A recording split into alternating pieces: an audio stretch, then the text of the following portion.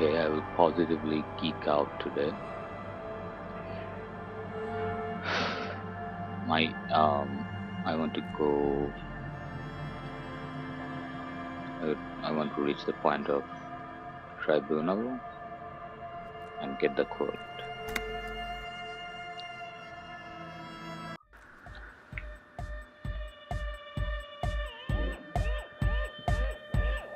Yes, what is it? What? What did you say?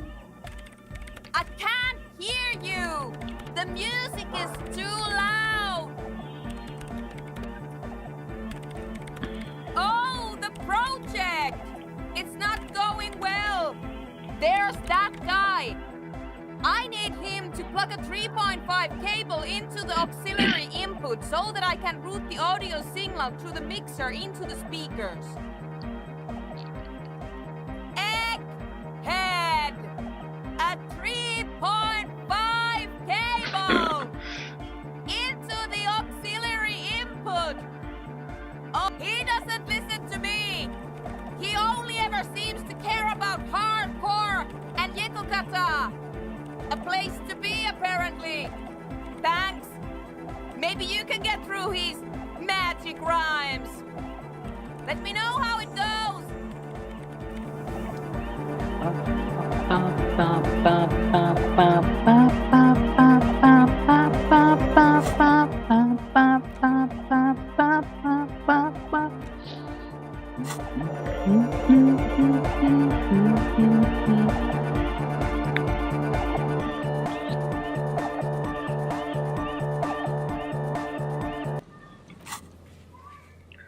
Martinez Waterfront. We have some time left.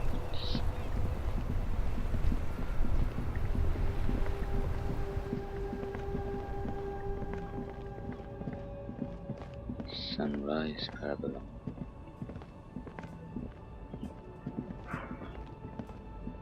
The hawthorn tree on Rue de Saint-Gilles Lane. Bronze-colored ribbons of magnetic tape are caught in its branches, fluttering in the breeze. Just like promised, you've stood here for what seems like eons, guzzling the sickly fumes of lorries and carriages. The hawthorn tree on Rue de Saint-Gilles Lane. Bronze-colored ribbons of magnetic tape are caught in its branches, fluttering in the breeze. Patting the tree reveals a small sticker which has almost been worn to oblivion. It reads, RCM Emergencies Desk, number 8102, underneath a slogan, Mankind, be vigilant. The bronze ribbon twists around and within the branches in an intricately natural pattern. But there's something. There's a twisted logic in this mess. You see the ends of the ribbon, the way it flows, how it twists and turns. It's all starting to make sense. It'll be easier to remove now. The multi-tool is truly multi. Okay. Okay, I will come back.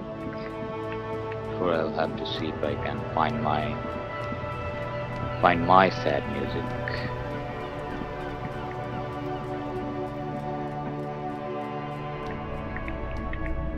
Sunrise Parabola. Hello. Let me know if I can help you with anything. The Koldima Madakwa. Sorry, I would never have guessed that you were that interested in ultrasonic sounds. Or birds for that matter. Crypto's all the time hobby, just like all normal people, because I'm a normal person. That's fair. It's been a long time since my Koldima Madakwa hunting days. Once knew a group of young musicians who decided they didn't want to play music anymore and started looking for all kinds of interesting sounds instead. This was before, you know, lost touch with them after all of that.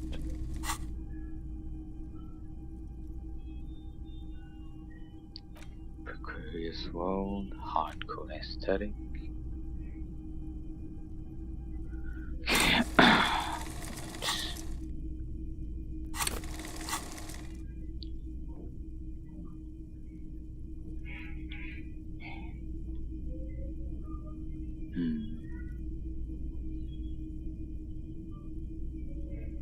Cool or not, one of them was obsessed with recording the Koldima Madakwa.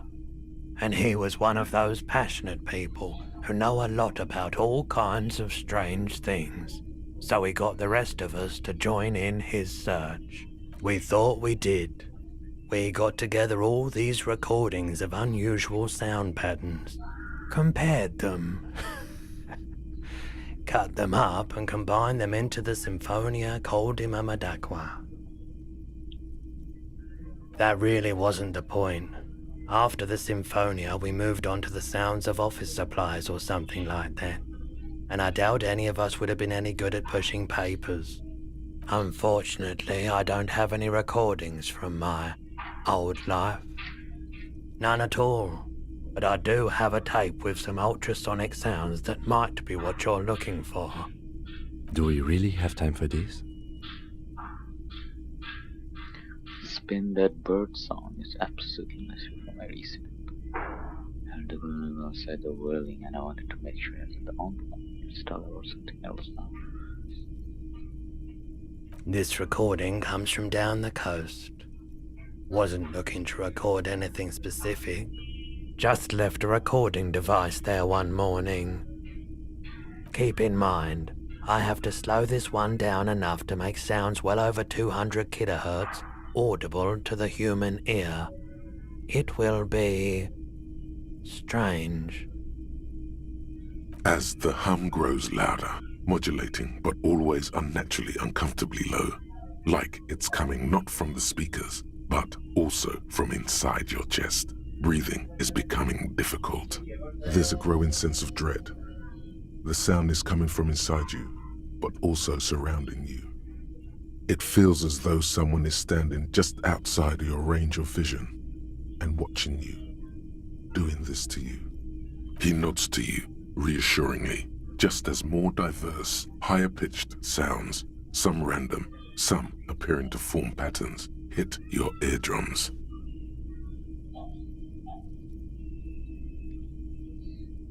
Seabirds most likely, gulls and such. And skewers, but shh. That's it. The signal in the noise. The thin whisper. A low range of sounds is easier to handle with a focal point, but still troubling.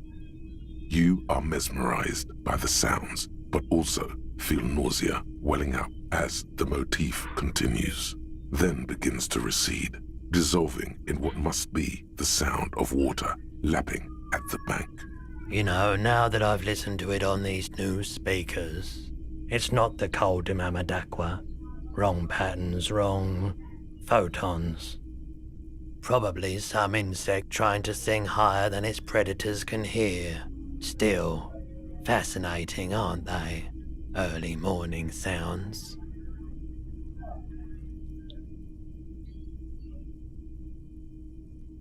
Have you tried it before? It's almost like he's worried for you. The lieutenant steps away, pretending to admire some of the knickknacks on display. Looks like he doesn't want to get involved. Go ahead then, he thinks. As long as you can walk straight, I don't care. He won't be your nog, but he won't be thrilled about this either.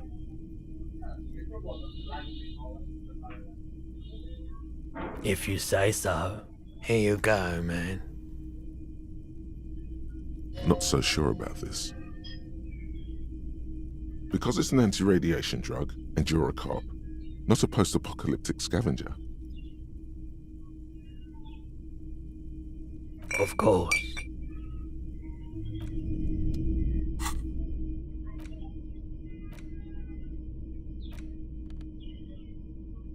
Psyche minus health. Oh, I didn't have anything to boost my psyche before. That's good. All the old boom.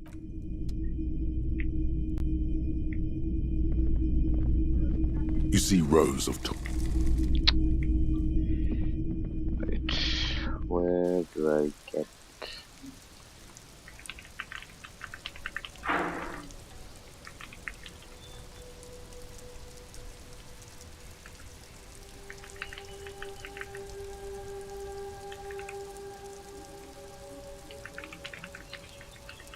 Smallest church in the world. Disco. Elysium.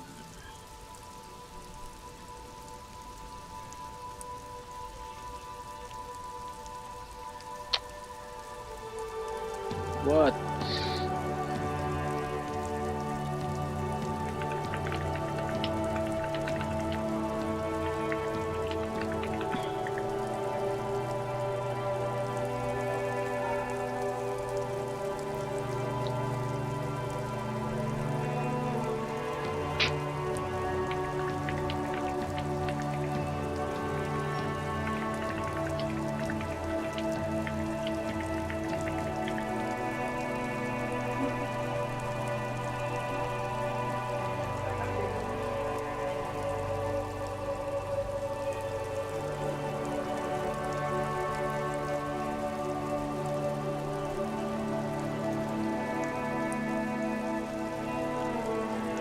Okay.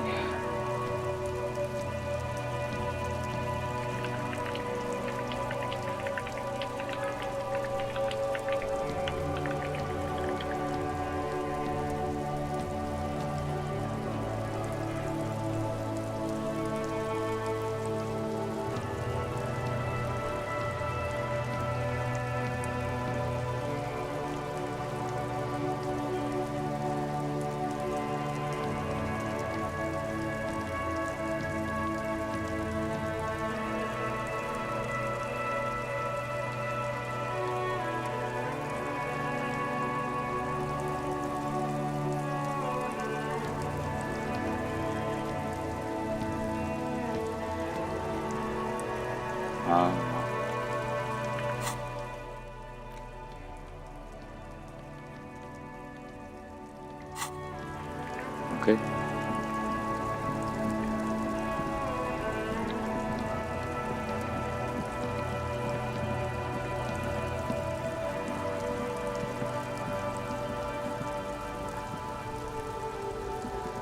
The gnarled hawthorn tree en route with slow and deliberate motions, pulling, bending, and unraveling, you manage to extricate the magnetic tape from the branches. It curls up into a mess inside your pocket. If only you could find a way to re-spool it, so that you could hear what's on the tape. Maybe Roy from the pawn shop can help you with this. What's the tape for? It's for Egghead. How? It's broken and unspooled. Do you think your new buddy knows how to fix it?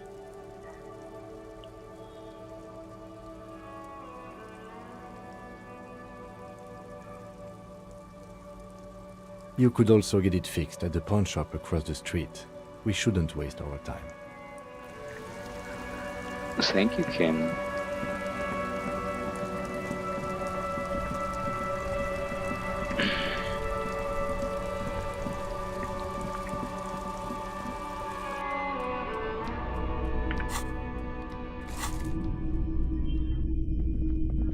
Hello, hello.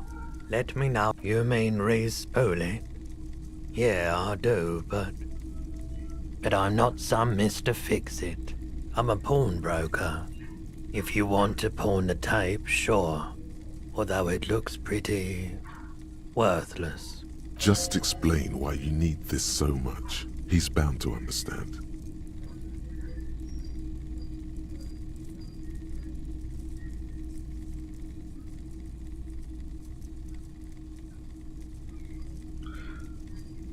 Okay. On the tape show. Huh? What do you mean? Yes, what about it? Is it any good? The music, I mean.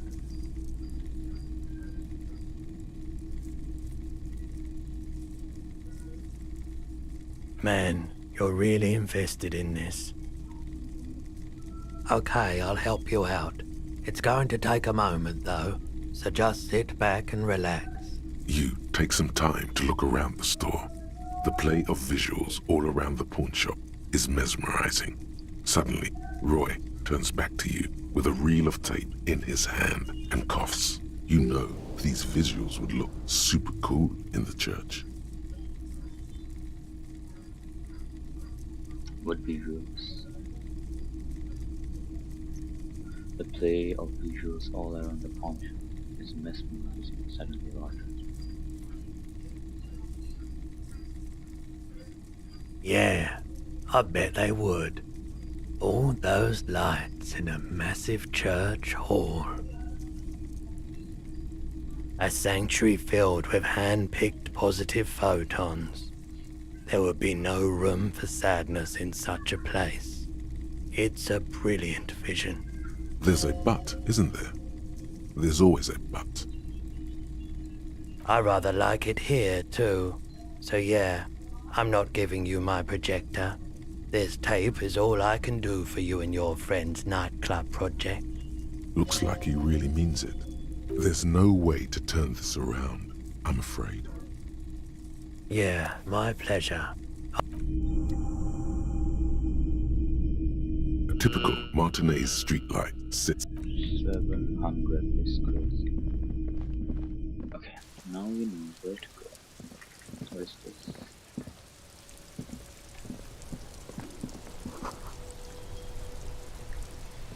Le JP, l'origine du disco.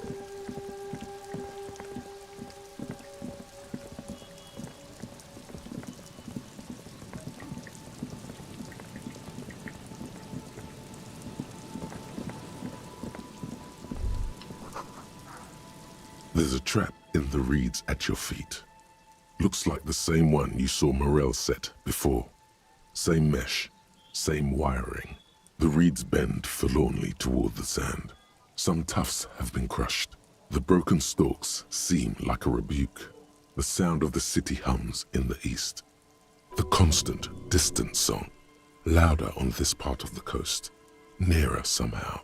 And there's that cold again. Always the cold.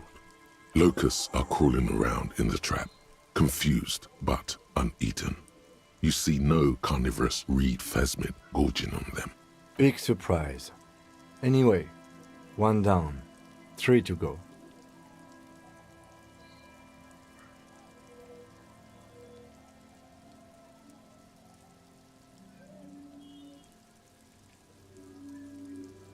No, you weren't.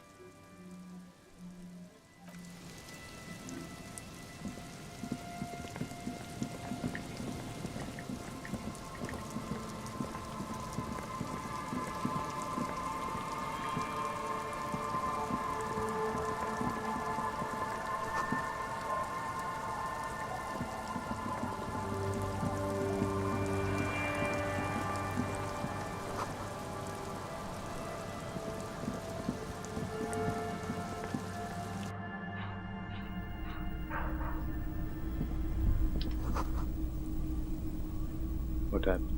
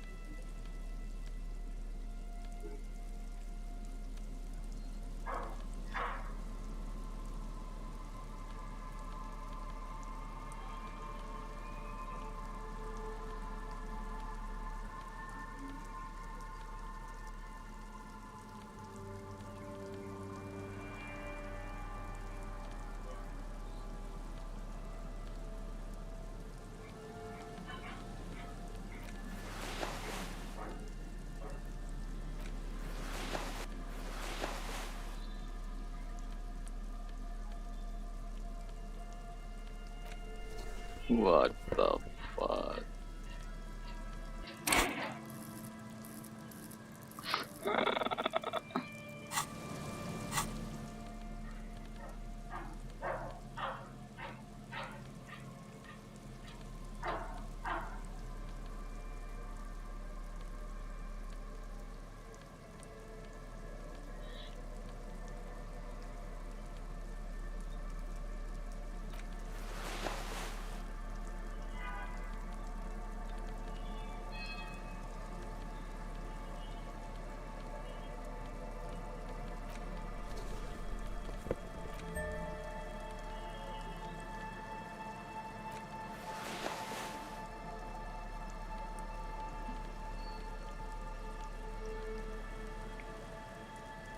Savoia Play.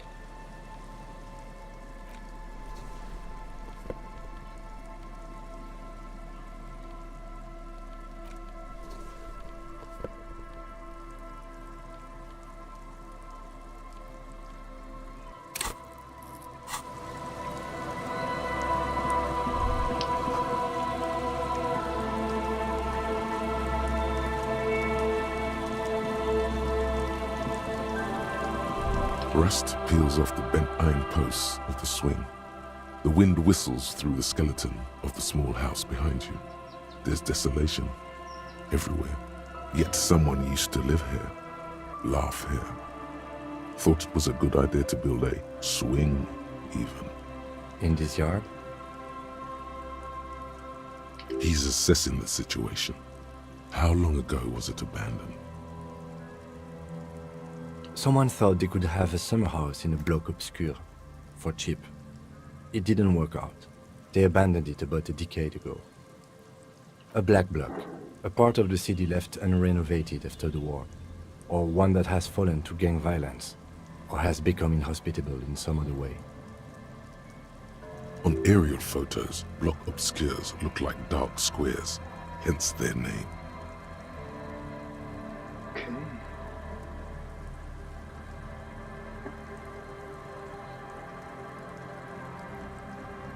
Practically, it's not an official term in any way, but look around.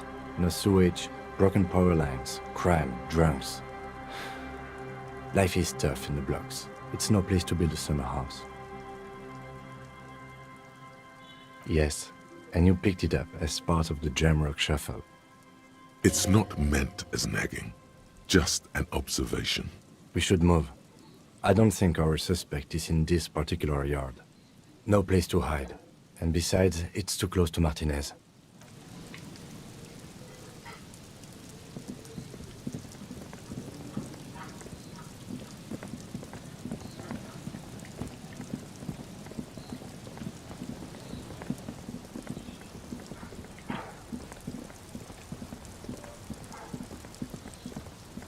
Allez-vous?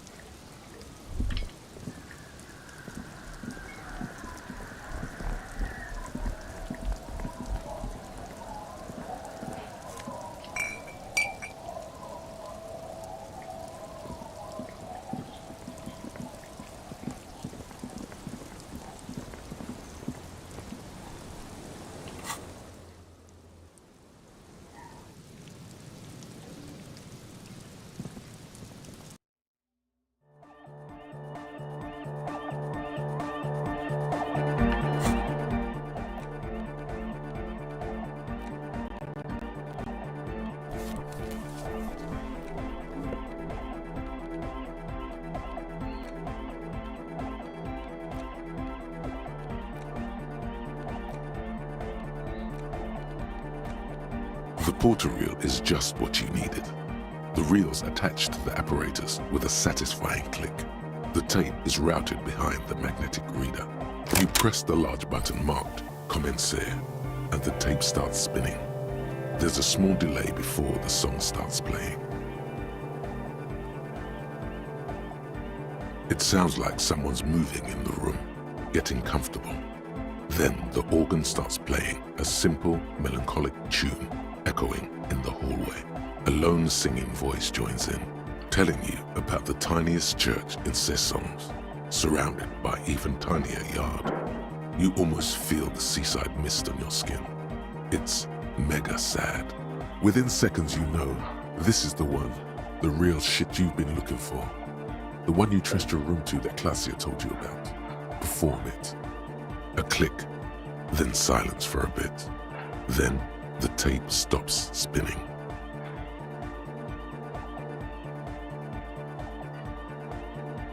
Of course you could sing this. You could take sad to a whole new level with this. And you already know the lyrics since you've listened to it like a million times. Yup, they're all here. All 3 verses.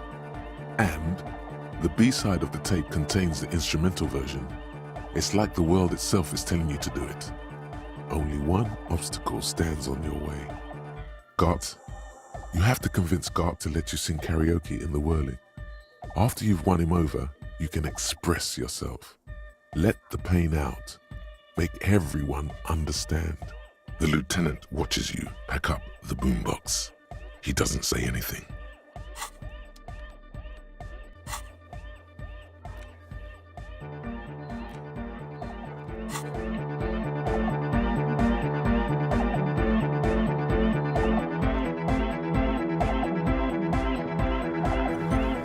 Good morning, comrade! Yeah! Harder car! Yeah! Remix time! Tape goes here, into deck B. A hand on his ear, he listens to the audio through his headphones and shouts. Wow! Did you get this from Arno himself? A great excitement is bubbling to the surface within him. This is big. Listen, I'm just going to show it to you. Ready?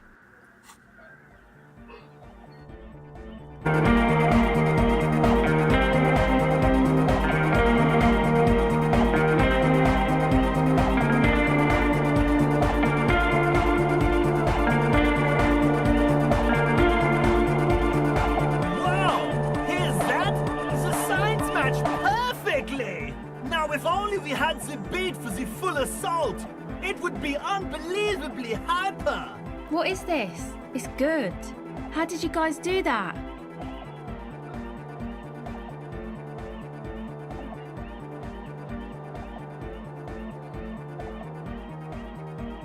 Yes, but what if Van Eyck based his remix on some forgotten local melody, like a folk song, and you just found the original piece that inspired him to create this jam?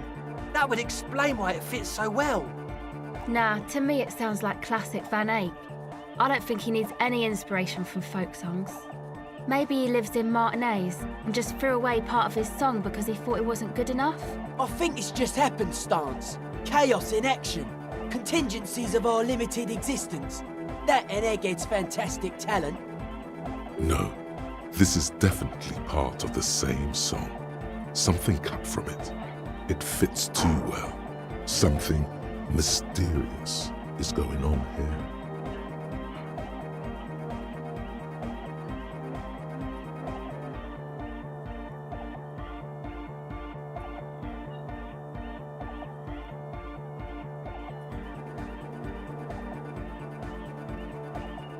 Okay, Logic says part of the same song.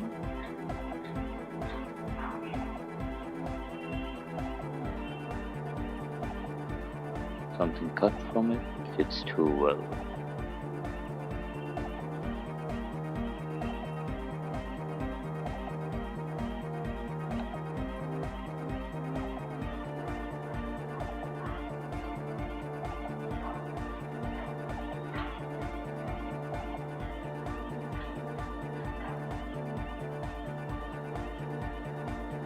Be how it may, if it fits, it fits! Bring up the volume! What about the bass? Do you have any ideas for that? Yeah, I remember. You said it needs more bass.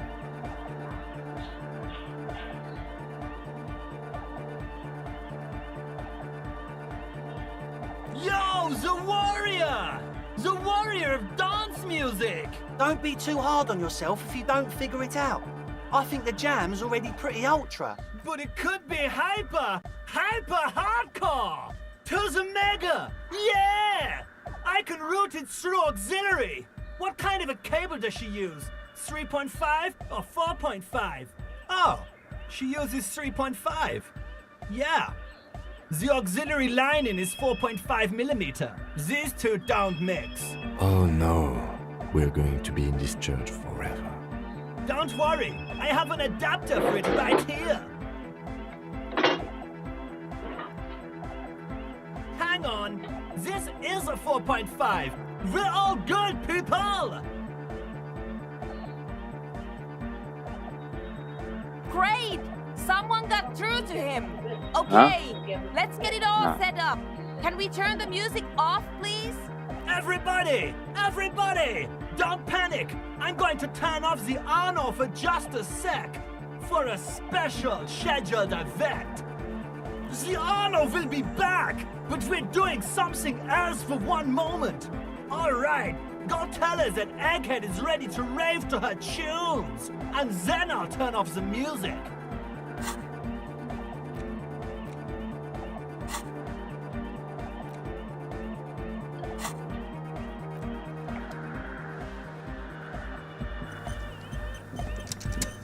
Yes, what is it? Okay, but think you can ask him to turn the volume down a bit? Just in case. Maximum! Maximum is the only way! I know it is, but could you please turn it down just this instance? Just this one time? Maximum is not the only way, okay? Pump it to the brick! Pump it to the hard master! There's no other way! Glue style! See? He pumps it to the hard master. It's hopeless. Because I'm afraid that something might happen. It's an unknown phenomenon. We can always turn it back up if there's a need. Can't turn down the hardcore! Of course it is. Yeah! Permanent enlightenment! Ray of sound! Never mind then. Let's get on with our project.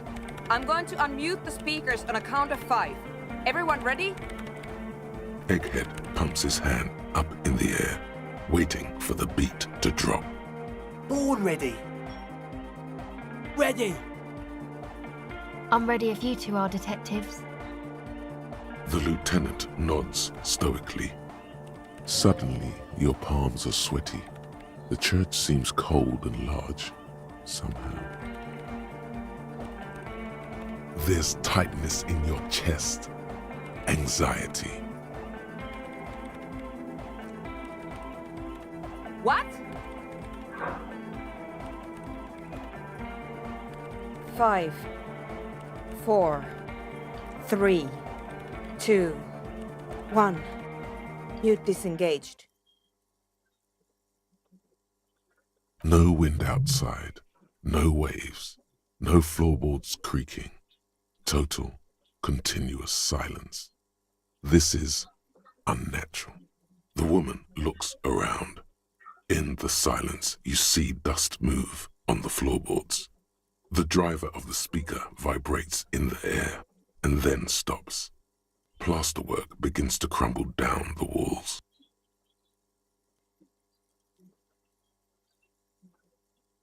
In the silence, a low hum starts creeping up your spine.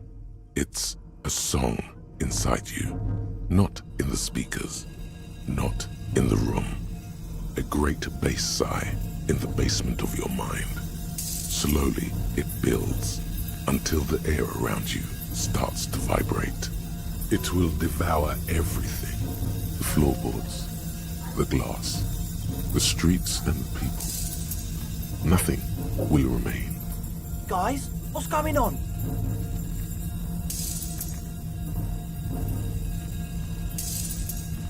It's getting louder!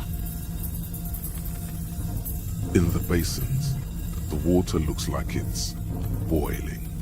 Hosiana! Mother of Mega!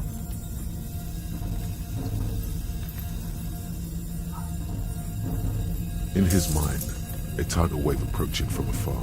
swallowing entire coastlines on its way. Salvation.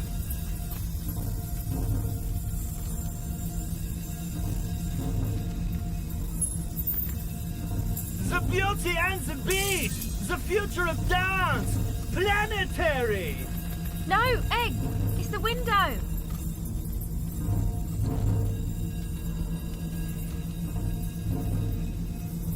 In the corner of your eye, the lieutenant steps aside, cautiously, his eyes searching for a possible evacuation route. The window is going to come down! No, the roof!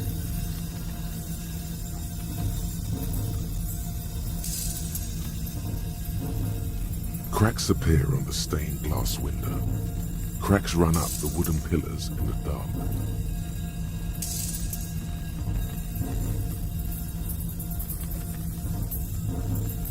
Come down to us! Love! It's shaking the building's foundation. The floor twists. A great pulse arises in your flesh. That's it.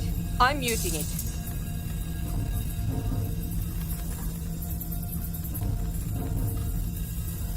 Oh! I want to feel the heat with somebody! Shit! It doesn't stop. A seal? Have you? Yes, I've turned it off. Andre, pull the compressor. The place is gonna come down. Fuck! I can't shut it up. The signal's passed. It's not in here. It's... In the mixing desk now, building into a positive feedback loop. This is it. A great roar. The vault of the roof twists above you. Glass shatters somewhere near the door. It's coming down.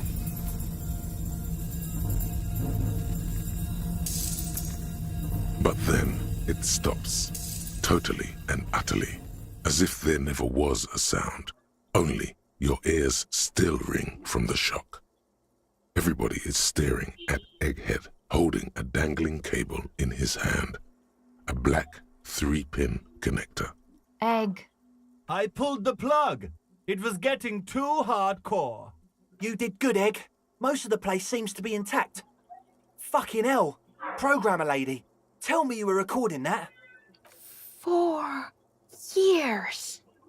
22 people. Millions of reals. All that time?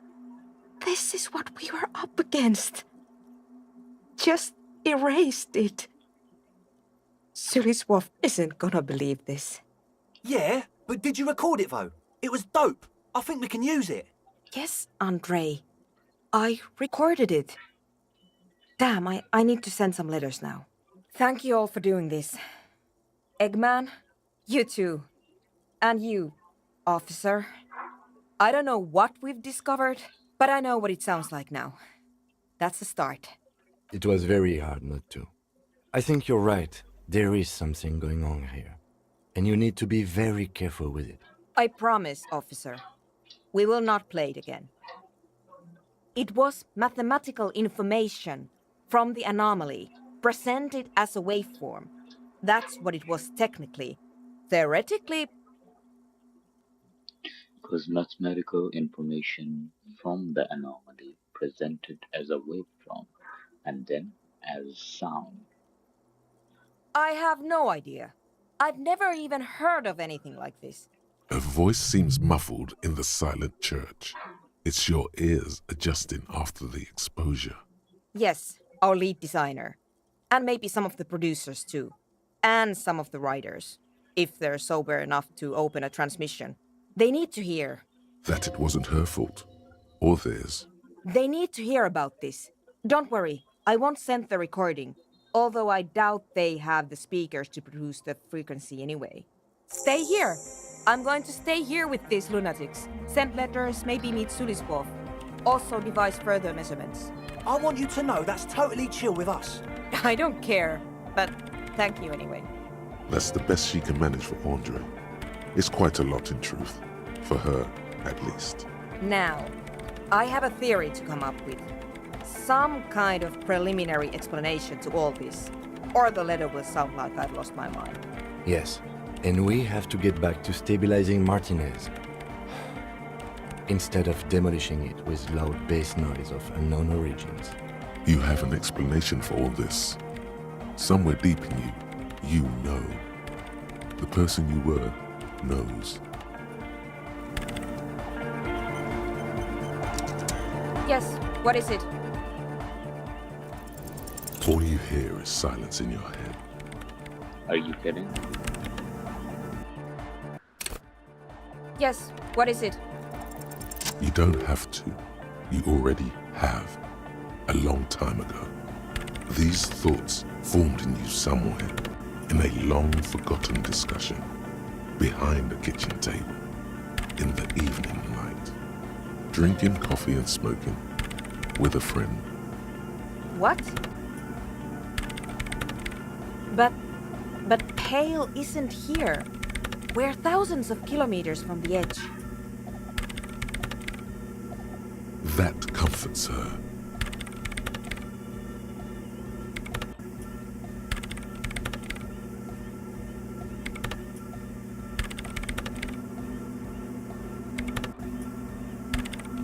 She looks up into the darkness under the nave, then back at you.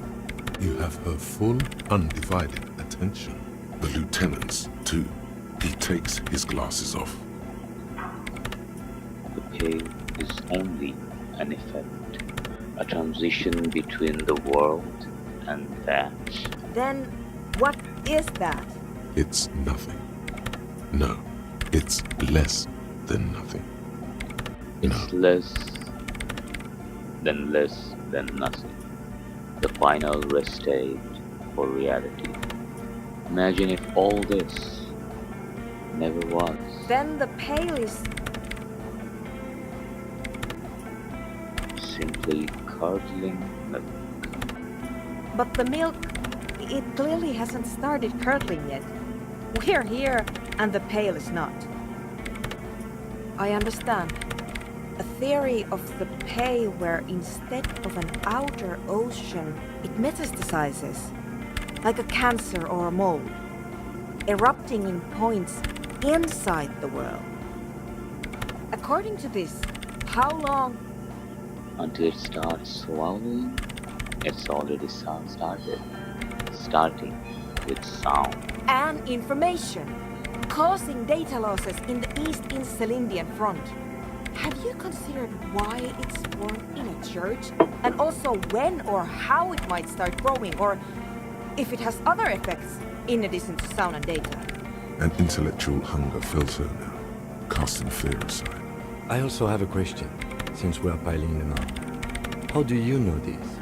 I'm not doubting you. I'm simply curious as to how a detective of the RCM knows how to think this. This church from around.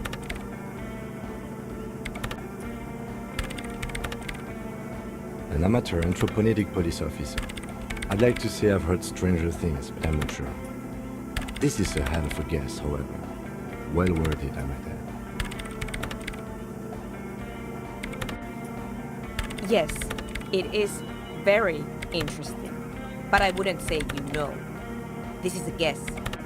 One that's going to have to be proved by anthropometric scientists. Of course! A pinewood sarcophagus!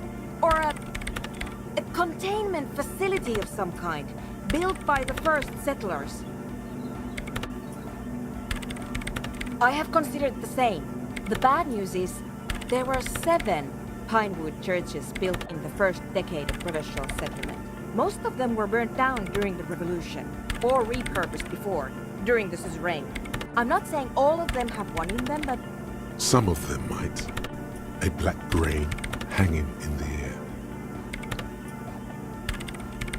You think the presence of that puncture has somehow influenced the outcome of events here?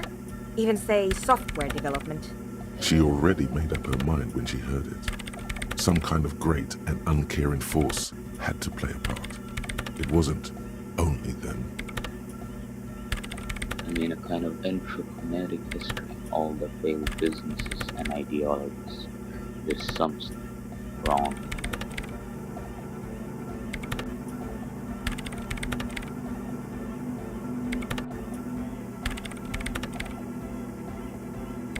I told the producers we need to go and move to a normal office building with amenities.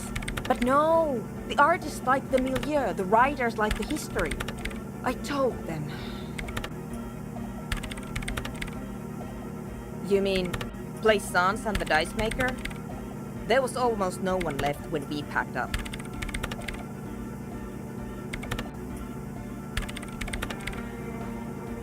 Then go tell them. She falls silent. The wind blows in through the hole in the stained glass window, cold and moist. I'm going to leave that out. But the rest? Some of this I can use to start to explain this to the rest of the team. Maybe I'll sound mad, but... Ma'am, you will certainly sound mad. One more thing. Maybe a club for anodic music isn't the worst thing you can erect around this particular point in space.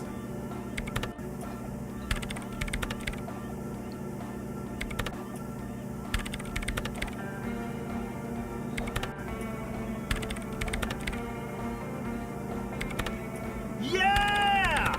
Once the light is on in the universe, it will never go out! Thank you, Egghead. Let's leave it at that, shall we? We have an anthropogenic detection to perform in this district. The radio goes in the tomb. The creepy woman! We were wondering about that when we worked there, but I had completely forgotten about it ever since. It must be anthroponetic crosstalk, the one you get in radios and long-distance calls. Now it makes sense, with the pale right on the doorstep. Incredible. This would also explain why we get it on the police radio all the time. It's quite common, actually. When the signal gets routed through Pale, all kinds of irregularities take place. You may hear snippets of someone else's conversation, or the voice of your former lover, or an echo of an event that took place 100 years ago. Pale is a shroud of memories, and it doesn't really distinguish to whom those memories belong to. You could hear anything, anytime.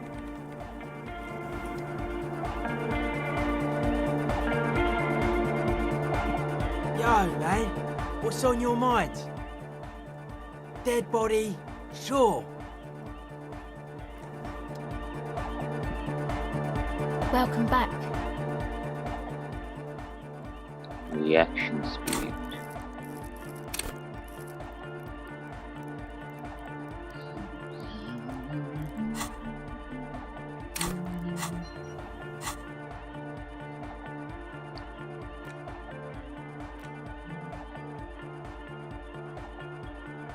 Heading up, rearranging, storing away all the unrealized dreams, putting old pains in boxes. The worst nightmares have settled down for a while. A spot of light on the bedroom door after the dark. The fluttering of eyelids in the spring sun. A thought that arises only to disappear again. And yet there's a pattern in motion.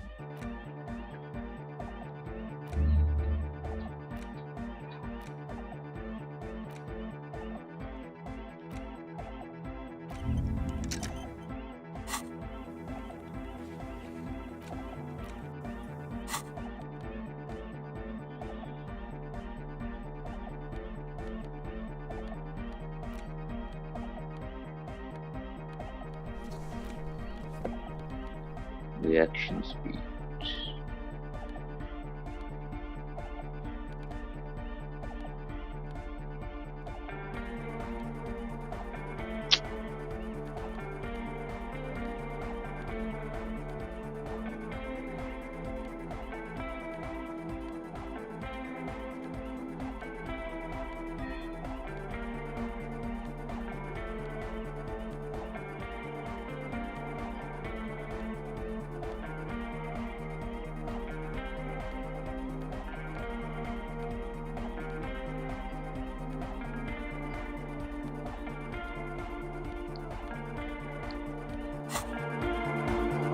Welcome back.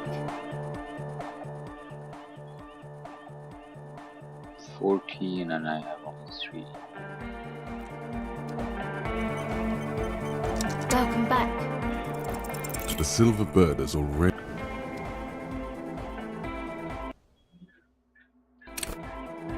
Welcome back. The silver bird has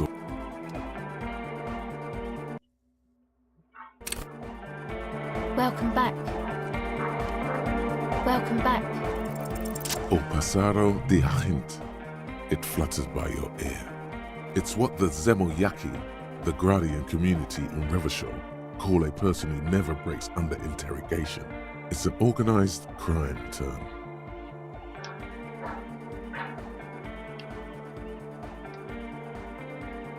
Excuse me? She's attempting to remain calm, but the phrase made her flinch. What do you mean? All right. My father was a Zemyaki.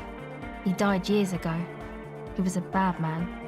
Not a lot of good things to say about him and what he did. He bought the family a huge house, so we got to live, at least temporarily, in a giant castle in Jamrock. And then he died. What do you think?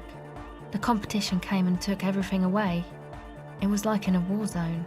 So after his death, we had nothing left, and we were in danger. My mother had to change her name, mine too. We left it all behind. It was a stupid idea, and I'm still disappointed I came up with it. Aren't there any local authorities who might look down on such activities? I took that into account, of course. Coordinated the operation with the débardeurs, else they might get unhappy. Not in person, but I'll let them know. You can't do anything without the fat ones getting wind. It wasn't too difficult to convince them, really. It's a good thing you ended that mess, though. I felt I was turning Dadwise into a corrupt business person. Unpleasant. Hear that? Set justice on its feet. Confront Everard. Come on, this is all fine.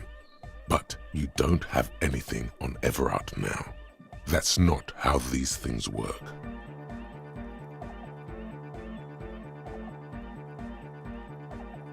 No, I don't think it would lead anywhere with Everard. He's just going to deny it. Yeah. Have you seen Everard?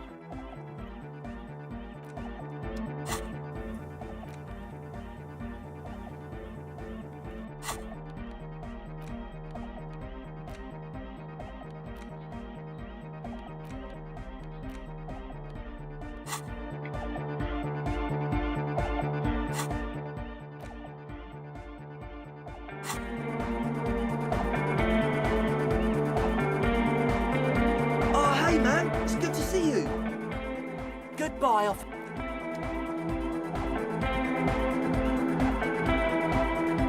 Good morning, comrade. Yeah. It was awesome and scary. Very hardcore. Too hardcore, in fact. I couldn't control it at all.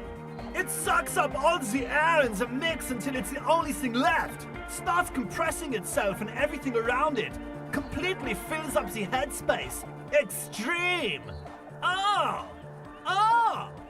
But how? What about the compressor? The one with the spiky hair was setting up to achieve some sort of parallel processing. Oh my god. Good morning, comrade. Bzz, bzz. Fuck. I'll be at it for a whole day. Good morning, comrade. 1 in 12, right? Oh no, 1 in 36. Good morning, comrade. Bzz. 1 in 36. Can you believe that? Good morning, comrade. Yeah. Good morning, comrade. Good morning, comrade. Bzz. Good morning, comrade. Bzz. Good morning, comrade. Bzz. Good morning, comrade. Bzz. Good morning, comrade. Sidechain the beat. Listen, you can use the compressor to select between which track it's compressing, either the auxiliary signal or the main input from the tape. Make it alternate between the signals. The compressor controls the gain based on the level of the signal on the aux sidechain input. It will allow maintaining a loud sound without peaks that fill up all the headspace. Sidechaining it, you said? Then he puts on his headphones and his eyes go wide, wider than they've ever gone on drugs. He starts jumping up and down with bliss in total silence, still listening to his headphones. Hey, what did you do to Egghead, Cop Man? Did you break him? Are you ready, pussy? Noid straightens his back, ready for the beat. I was born ready, Egg.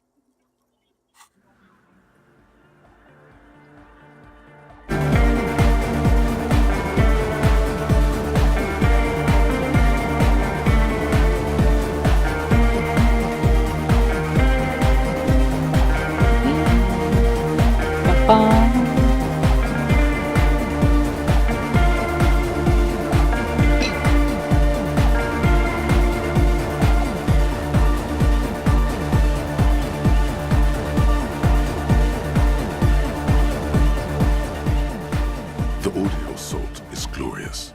The speed freak dances on the stage, intensely waving his hand in the air. This is beauty! This is life! What in the world is going on? The way melody and bass flow together, it's unnatural.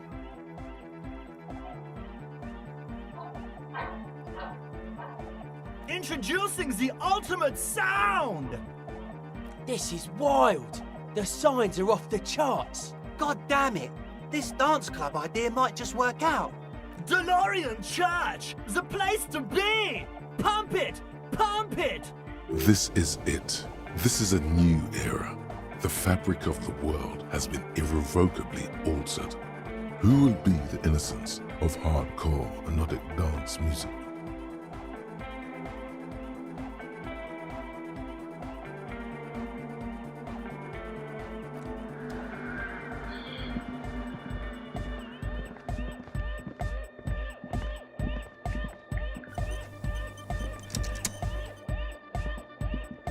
Oh, hey, man. It's good to see you.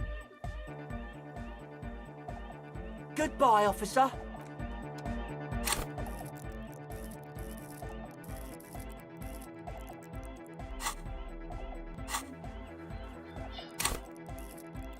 Do I need subway Oh, flare? hey, man. It's good to... Goodbye, officer. Okay, let's see. Okay.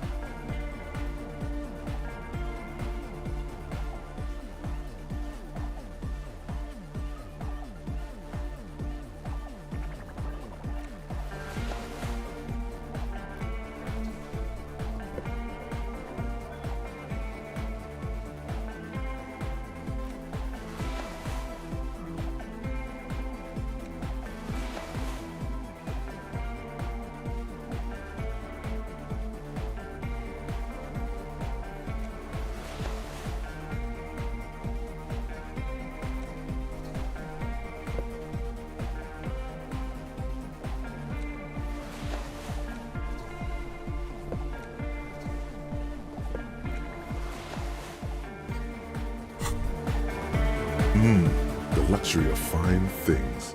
Just look at those black monk straps. After spending an entire day hustling, who's to say that you didn't deserve a pair of ridiculously expensive shoes on your tired feet? Beautiful things give you a rush. It's power, crafting your style, draping your flesh in silk and leather, deciding how to present yourself to the world.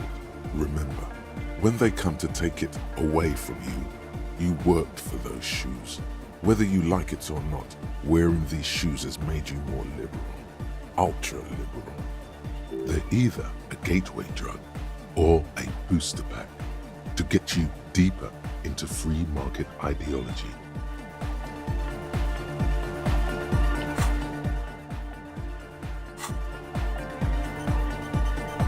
Oh, hey man, it's good to see you. You close your eye.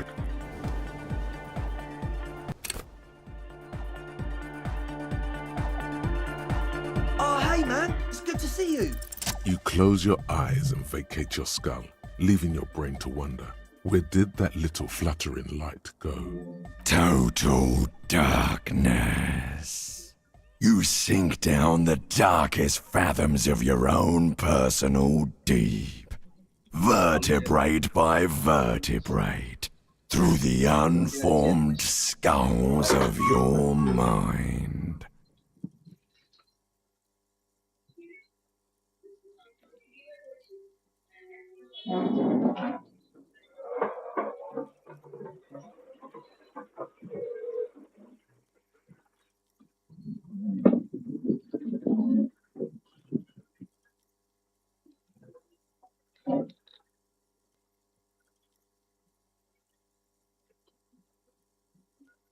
Here it will begin.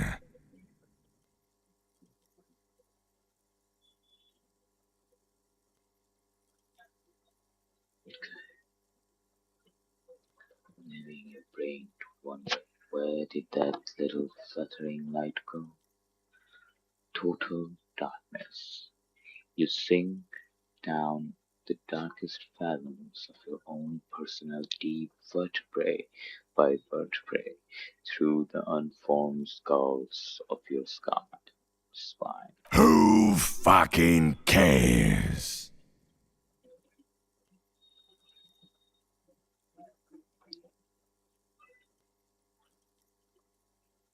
No, not good. Orgasmic.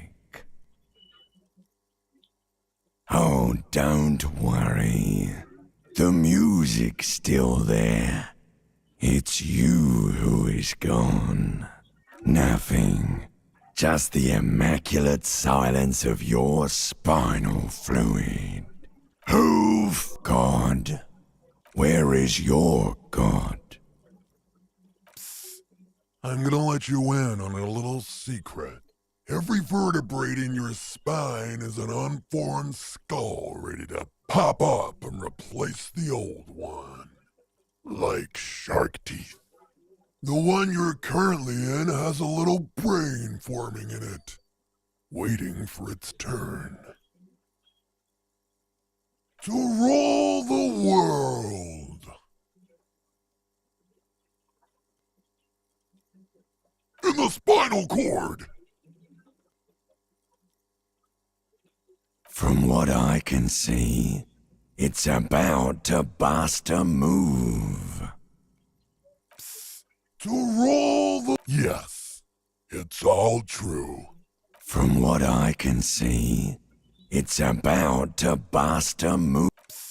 To rule... I am the spinal cord. Good. Because from what I can see, it's about to bust a move. Foolhardy, do you even know what's happening on the surface? Maybe 1,000 years have passed. Or maybe you started spazzing out like 2 seconds ago. With your eyes still closed, the first thing you feel, all the way back in the pivoting darkness of your own torso, is warmth. You have become a triumph of rhythmoplastics, somewhere in a smelly wooden church on the coast of Revachol. The wounds from the war you waged on your body are healing, twist by twist, turn by turn. As you open your eyes, you should scream, hyper, hyper, it seems appropriate. You have become a flawless interlocking mechanism, a flesh and bone approximation of the throb coming from the speaker setup of the one core eggheads, entirely, rigidly, imbecile, without pity or fear. Free from self-awareness, no deliberation, only, and I mean only, execution. Oh my god! No way!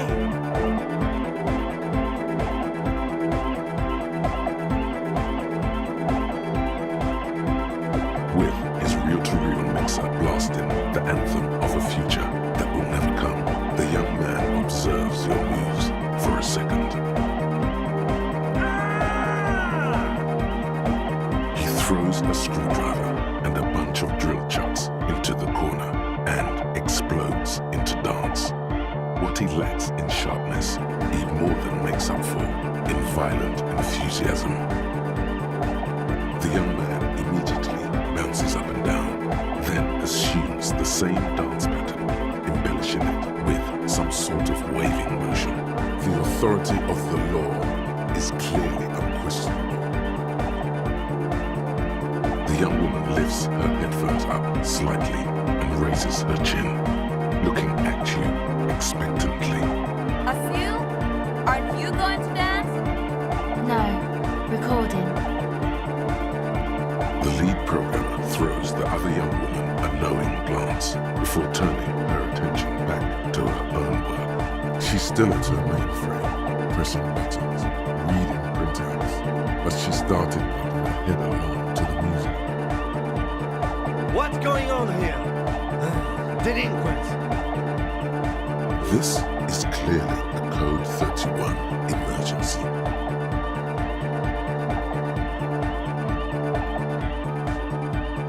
The lieutenant squeezes the bridge of his nose. The lights reflect off his glasses. He's obviously having trouble adjusting to this new reality. A Code 31 emergency? Really?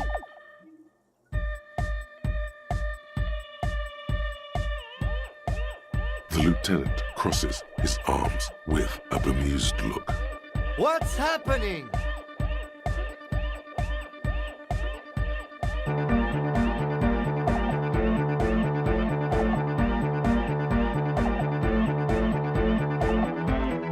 Good for you. Rock on then.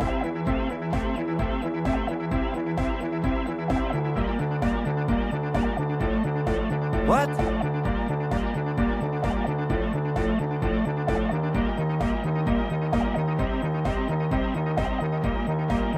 Oh, come on, Harry. Did that just cheer him up a bit? Could be. It feels like the lieutenant cracked a little small. Who's the one in charge? You are. Are you kidding me?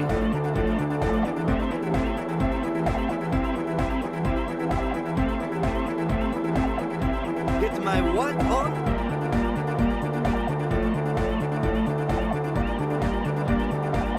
Sheesh, okay. Okay, you psychopath. I see what you're doing there. It's jacked up footwork, plus some...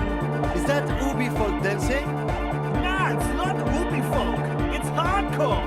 Yeah, whatever.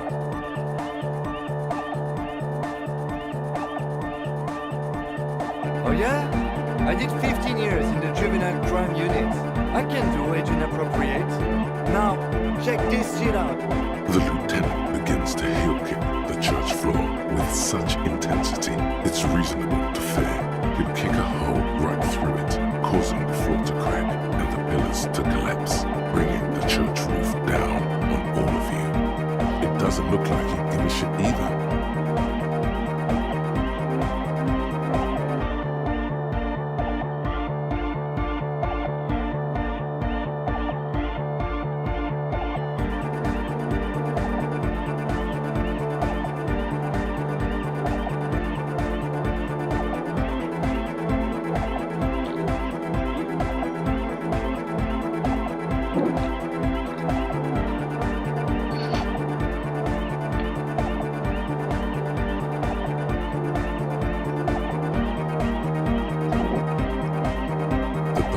motion of your flailing body is bordering on the extreme.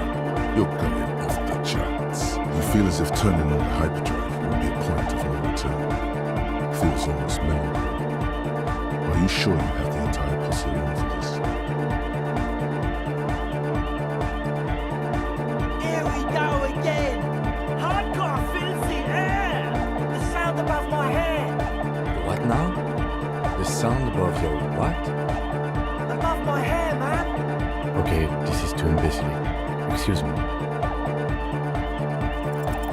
On the coast of the Martinez Inlet, in a small weather-beaten stave church built 380 years ago by settlers from the Occident, most likely to guard against an anomaly at its center, an officer of the RCM is contorting his body into idiotically rigid shapes as he invents the future of dance music.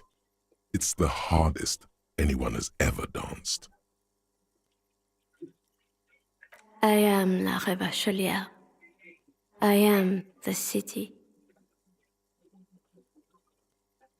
I am a fragment of the world spirit, the genius Loki of Revachol. My heart is the wind corridor. The bottom of my air is red. I have 100,000 luminous arms. Come morning, I carry industrial dust and let it settle on tree leaves. I shake the dust from those leaves and onto your coat. I've seen you. I've seen you. I've seen you with her. And I've seen you without her. I've seen you on the crescent of the hill. The modulations of my voice are noted down with thermometers and barometers. You feel me in your nostrils, on the little hairs on the back of your neck. I also reside in your lungs and vestigial organs. Everywhere there is space. You are an officer of the citizens' militia, Jante and Rebut. When you wear your coat, you wear my soul. You move through my streets freely, in motor carriages and on foot. You have access to the hidden places. You also circulate among those who are hidden. I need you. You can keep me on this earth. Be vigilant. I love you. An officer of the RCM is lying on the floor of a small church with his eyes rolled back and his tongue lolling out. Several others are standing around him. He slowly comes to. Had a good rest there? Fuck yeah! I bet you did. Those were some advanced moves, man. That's all great, but we should really get going. We spent enough time doing aerobic exercise for today.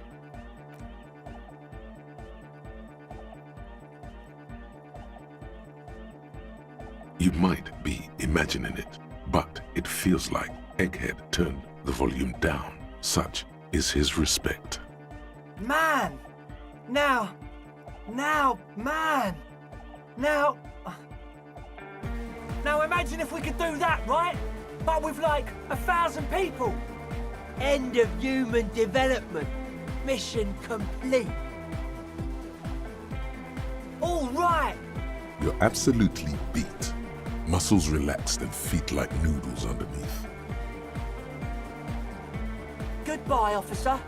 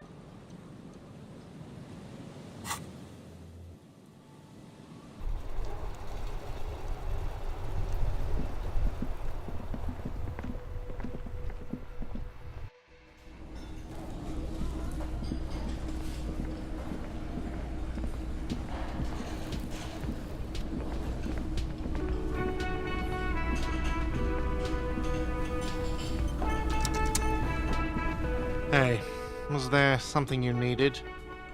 No, you don't. It's not happening. He tries not to look at you. It's dangerous to acknowledge the karaoke man. You need to approach this situation logically. Ask him why he has the PA system installed if you can't use it.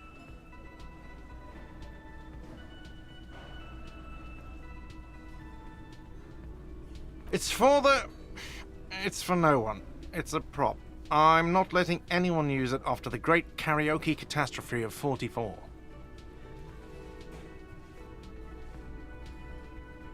A lot of people got killed because some arsehole wanted to sing karaoke. It's not for bands, it's for clients. Some clients, okay? Not you. Ha! Well, we don't have any tapes. They all got stolen. The man in the vest and the violet shirt stares at the tape you've just given him. He begins to frown. Hard. This is the look of a man who's defeated. He knows he's out of excuses. Fine, fine. Climb on that stage and do your thing. Just get out of my hair. I'll plug it in for you. Damn this karaoke machine. I'm having it uninstalled, he mumbles to himself. Oh yeah, time to do the damage.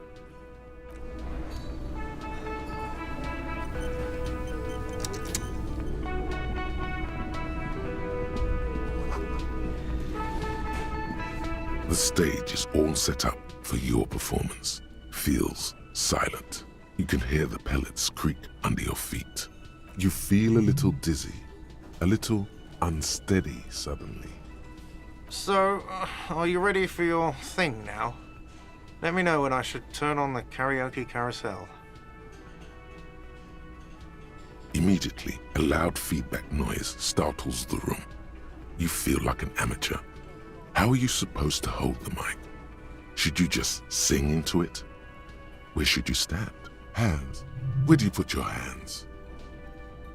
The bar is full and buzzing with chatter. No one is paying you any attention. But still you feel your knees turn to noodles. Okay, now a couple is looking at you. Even worse, they are going to hate you. Just make sure you move, okay? Don't be stiff. I can see that.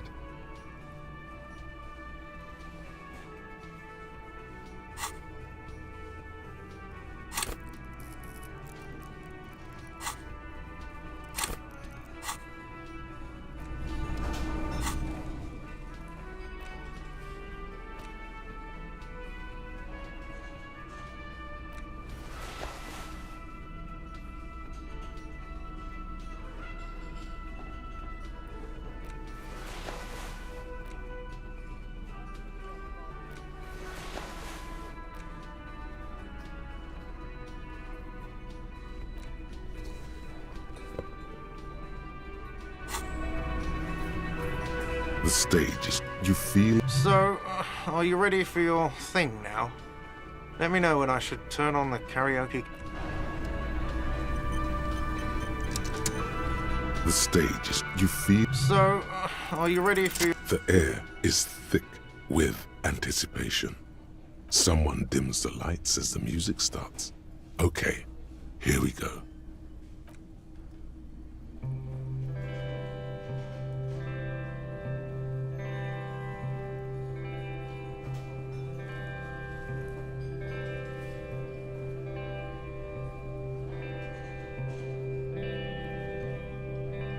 I would often go there, to the tiny church there, the smallest church in Saint-Saëns, though it once was larger. How the realm may rest there. Down through the mist there, toward the Seven Sisters, toward those pale cliffs there, often stay there. In that tiny yard there. I have been so glad here. Looking forward to the past here. But now, you are all alone. None of this matters. No, none of this matters at all.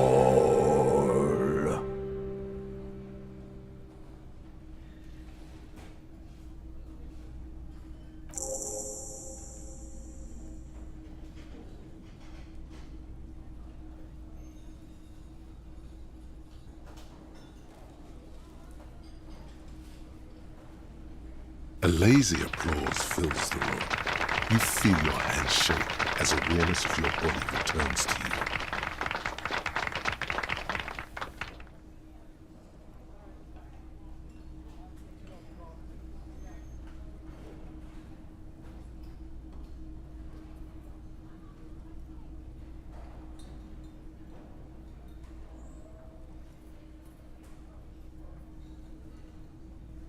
There is silence now in the deep where the voice came from.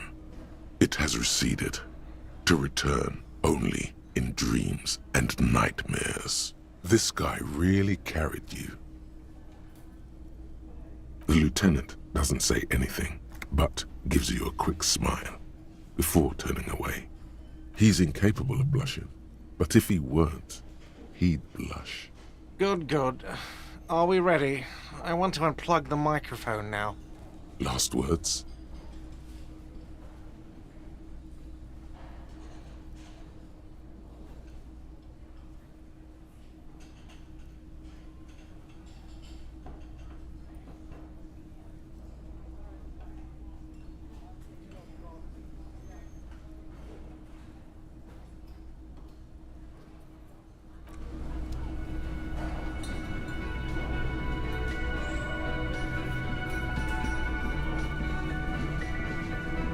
Yes?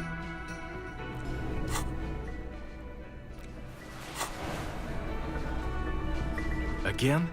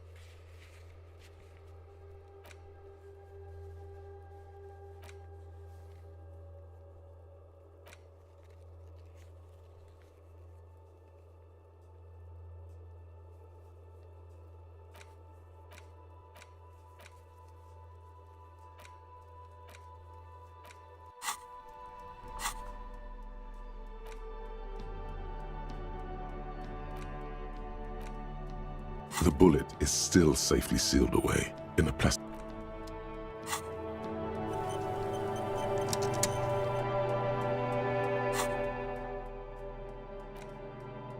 The bullet is still safely sealed away in a plastic bag bearing the RCM stamp.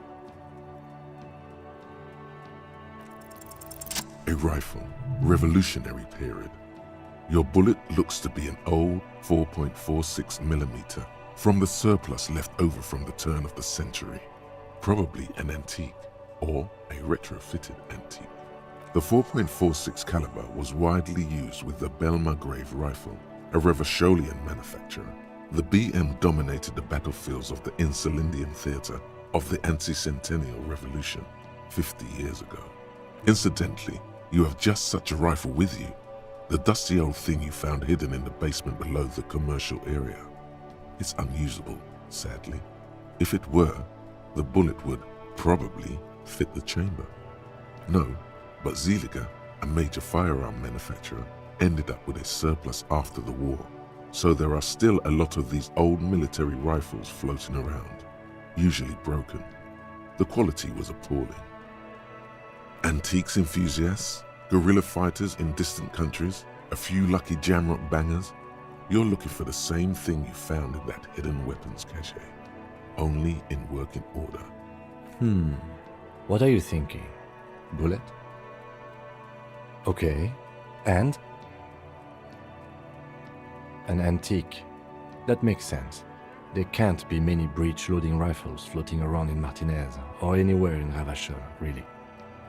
Sure, there's some arms trafficking, but the laws prohibiting the use of breech loaders we inherited from the monarchy have been effective, from what I've seen. Some new RCM recruits get impatient with their muzzle loaders once they've trained with military-grade weapons, but they realize it's worth it in the end. Prohibiting peacetime law enforcement to front-loaded rifles is a policy enforced by the Moralist International in all the nations of the Real Belt.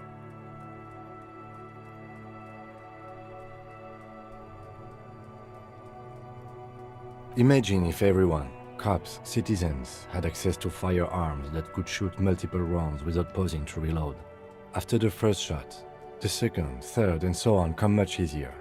But back to the investigation.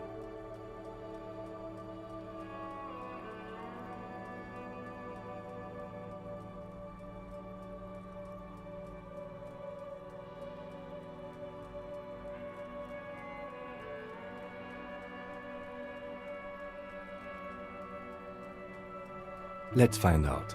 Next step, finding the gun itself.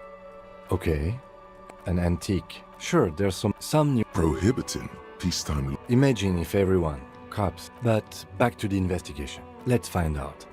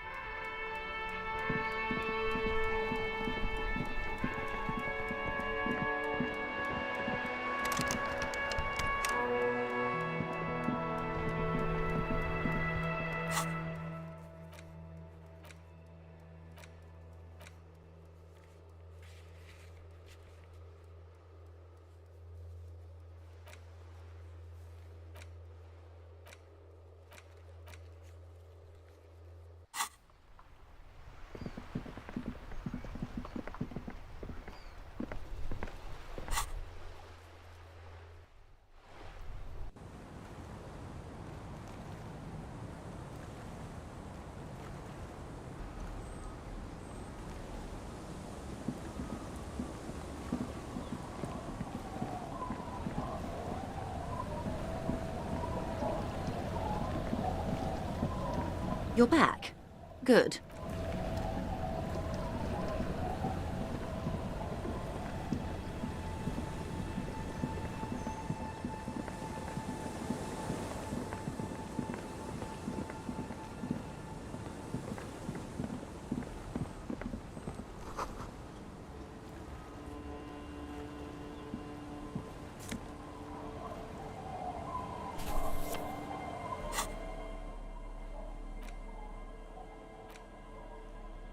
The cover of this pocket-sized volume features a swirl of orange, yellow, and green. The title, A Brief Look at Inframaterialism, is set in an authoritative yet approachable serif font. What an interesting color palette. It's vibrant, yet somehow leaves you ever so slightly nauseated. On the inside jacket flap, you find a brief summary. What is inframaterialism? A highly theoretical branch of Mazovian communism? A collection of mystical ramblings by a discredited revolutionary? Or possibly both? This brief look, TM, introduces readers to one of this century's most fascinating and misunderstood theories in a concise, jargon-free manner. You turn to the table of contents.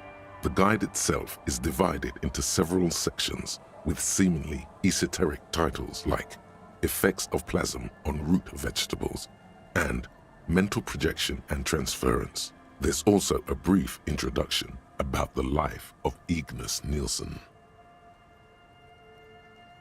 Known to his numerous admirers as the evangelist of the revolution, and to his even more numerous enemies as the apocalyptic Shrike, Ignis Nielsen remains one of the most controversial and fascinating figures to emerge in the years of the anti-centennial revolution, second only to Karamazov himself. During his unparalleled life, he helped guide a revolution in one country and found a new state in another. Along the way, he committed some of the most notorious war crimes in an era famed for its atrocities.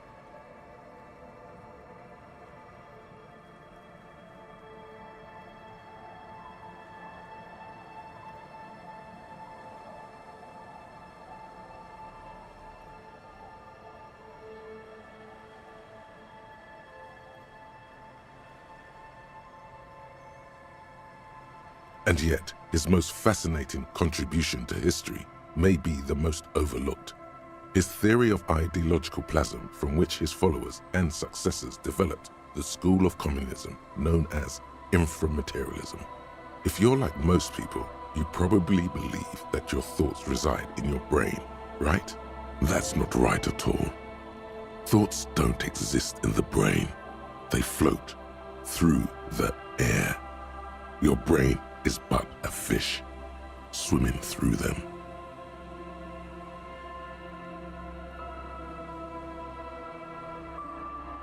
This sounds more like a question for a psychiatrist. See also a brief look at psychiatry. But let's stick with Ignis Nielsen a moment. As Mazov's devoted comrade and leading theoretician, Nielsen was responsible for developing much of the intellectual foundation of communism. But his interests and speculations were famously wide-ranging. During his final years in exile, he produced, among other things, an early guide to home brewing, instructions for raising revolutionary children, plans for a universal pictographic language, and a detailed materialist critique of Dolores Day's chess strategy.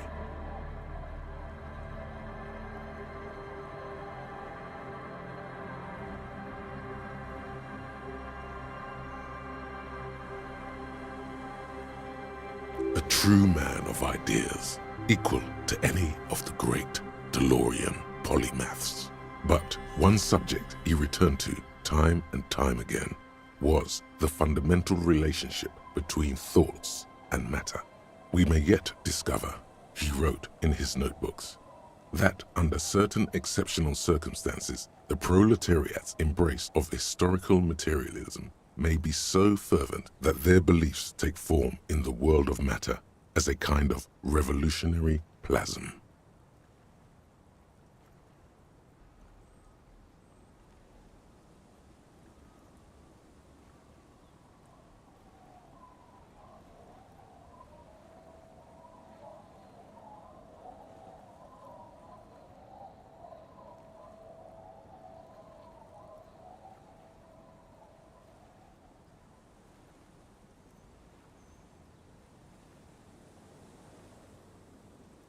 Certainly, in essence, Nielsen is arguing that thoughts don't just reside inside the brain, they radiate outward from it.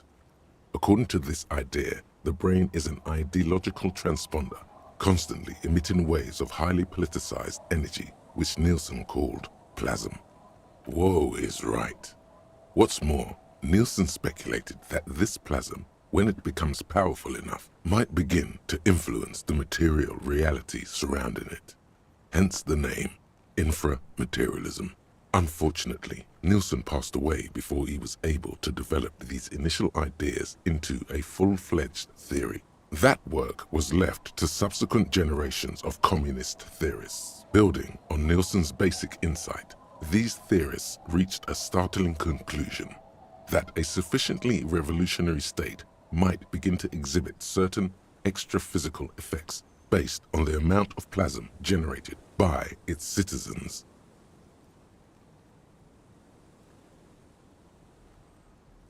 Correct, though certain particulars of the theory are commonly attributed to Nielsen himself. The evidentiary basis of those attributions has always been a point of contention between inframaterialists and their critics. The actual theory is highly technical, but for the purposes of this brief look, TM, that's a fine working definition of the concept. That's because this is absolute idiocy, not even worth engaging with. No. There's something. Inframaterialists divide the extra-physical effects of the revolutionary state by the level of plasm required to achieve them. At the lowest, or first level, revolutionary plasm is believed to stimulate or invigorate matter without altering its essential properties.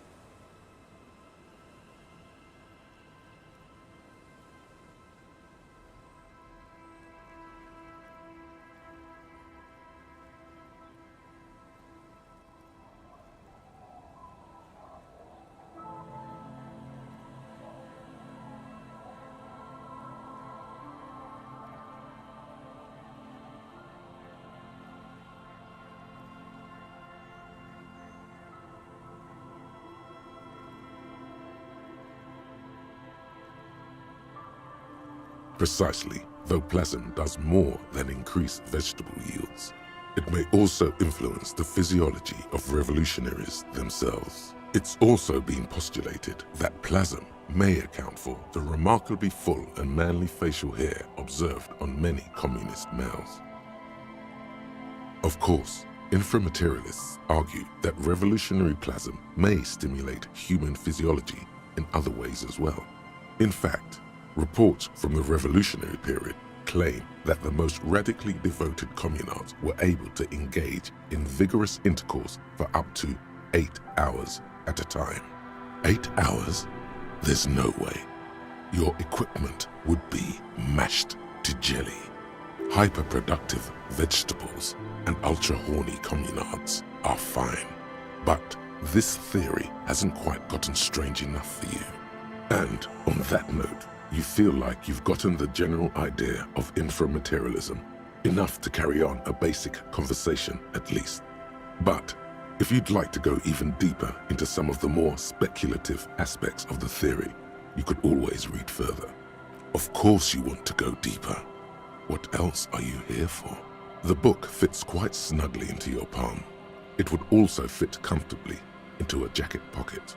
If you're like most people, that's not right at all. This sound as met during a true, but what we may yet discover, he wrote in his notebooks.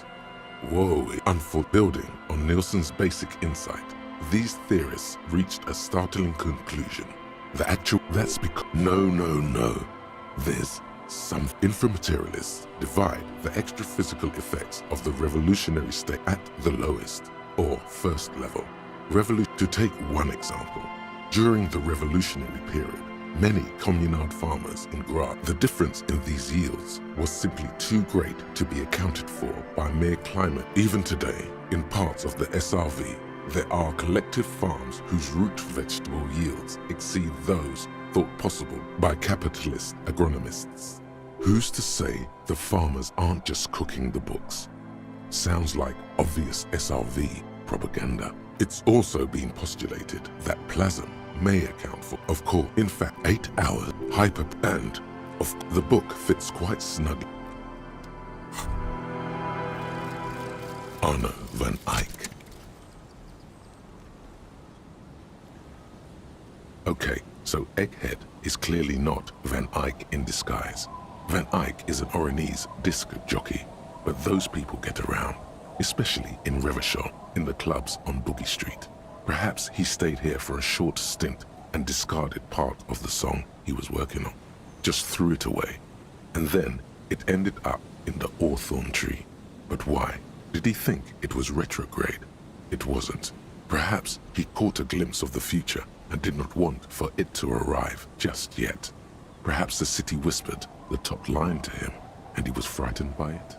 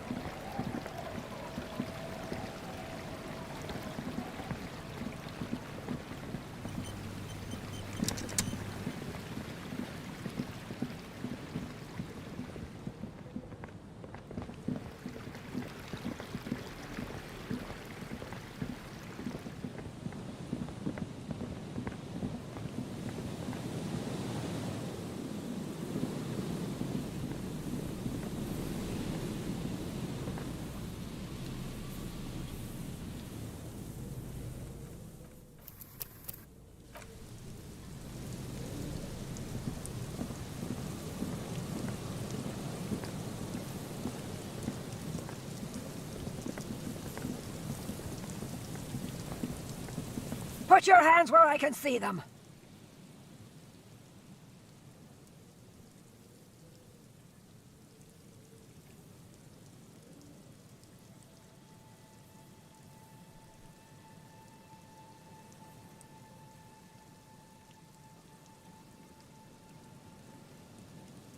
Show me your hands. This is the pigs. Show me your hands. Right now! Show me your hands! Right now! Scavenged, battery-powered police lights protrude from her back. The flickering light show reveals a gun in her shaking hand. Madame, please drop the firearm immediately. You shouldn't be here. Something's very wrong with her. She's completely out of control. Failure to comply. Suspect is displaying aggression. Officer, under duress! Officer, under duress! I am the police. Don't move. Don't move. Hands on your head. Suspect is armed and dangerous. Suspect is on the loose. Suspect at large. Officer, administer street justice at our own peril. That one extra lick with a baton or extra knee strike above was what was actually required. Suspect is under control. Suspect is under control. Be careful, detective. Don't do anything that might set her off. The situation looks bad. Calm yourself. Steady your breathing.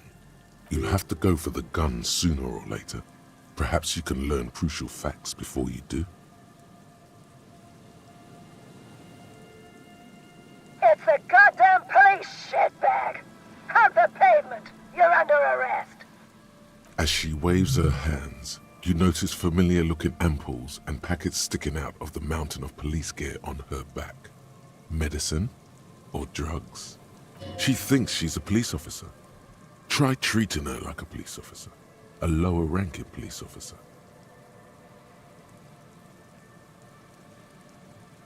Officer in need of assistance! Suspect at large! Get on the ground! Ma'am, please. We want to help you, but you need to lower that weapon. Disturbance reported. Authorized deadly force. Sector, take the shot! Big red key! Big red key! Big red key? That's code for the battering ram. Cop talk. You know this. What?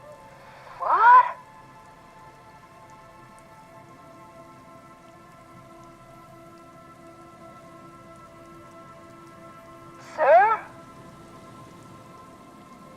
In this moment of hesitation, she almost doesn't seem disturbed, but like someone suddenly wakened from a deep sleep.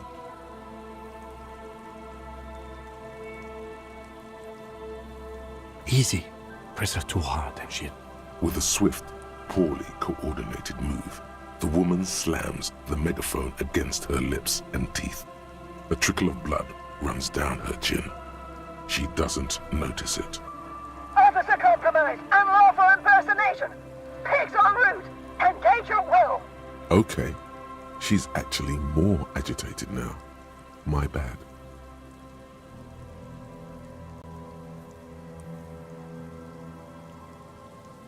Confiscated contraband! Restricted access! 2 kilos missing! Eyewitness report compromised! I don't think she's on drugs. Being off drugs might actually be the problem here. Back up! Back up! Back up! Status unconfirmed! Rat squad. But I thought... But, Mr. Moran... Aggravated assault! Man down! Suspect on foot!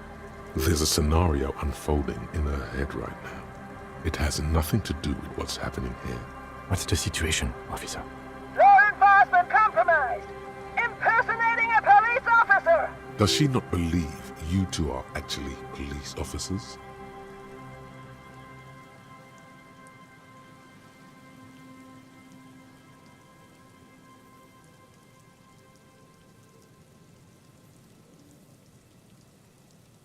License and registration! License and registration! Come in, dispatch! Sector! Sector! Azimuth!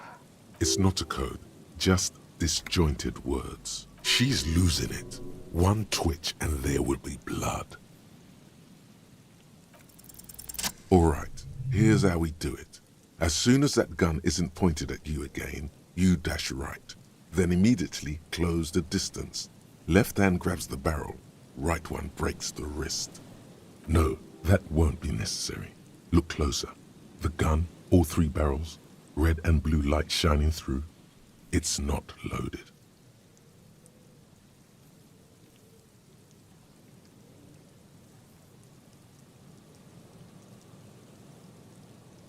Huh? My God, I think you're right.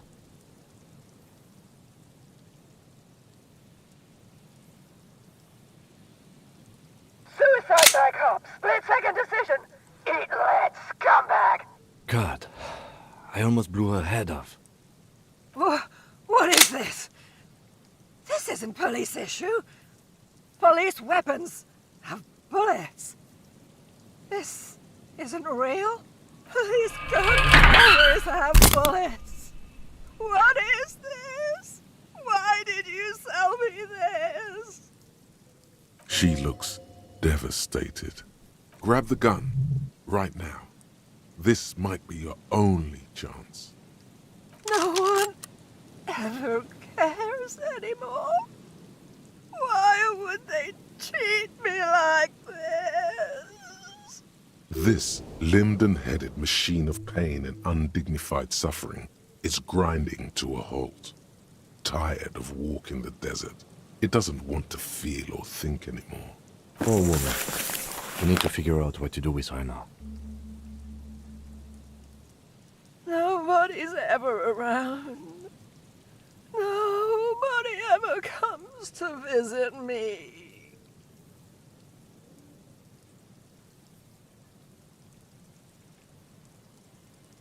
She's in a stupor. I've seen this before. God knows for how long. Could be days when they get like this. Honestly, I don't know. Dementia, probably. Dementia and Channel 8 and loneliness.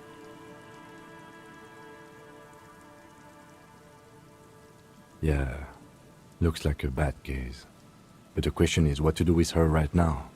Her scratched skin is warm to the touch, but the person inside doesn't even know you're there. I don't think there's any need for that. In her current state, and without the gun, she isn't really a threat to anyone. We could let Titus know. This is a perfect problem for the local peacekeepers to handle. They might even know her family.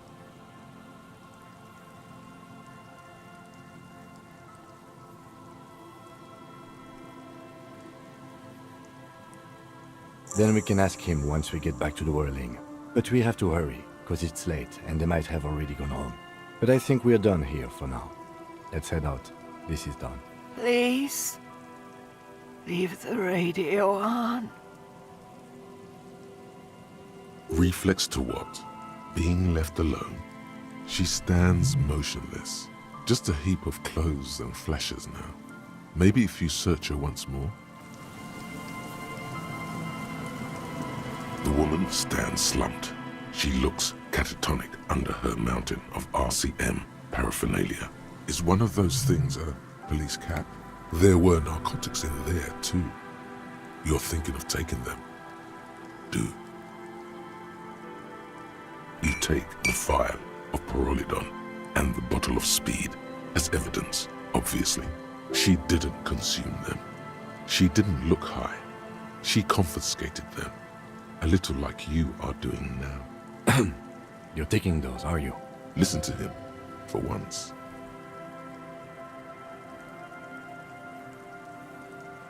Sure. I guess that's fine. She doesn't even flinch as you reach out and disentangle the familiar-looking lieutenant's cap from her mountain of RCM paraphernalia.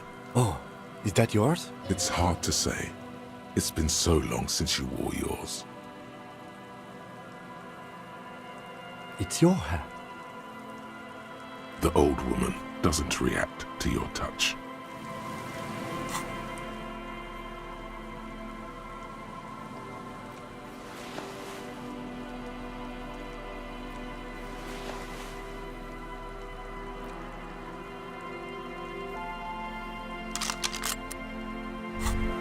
Holding the gun feels natural and satisfying.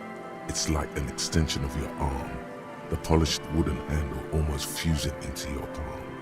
It reminds you of the day you first held it, with fear and respect, hoping you don't have to use it in vain. The sun was out in Jamrock. It was so long ago. The gun, your gun, can be an item of destruction, but also creation. The Villiers-la-Salle art project.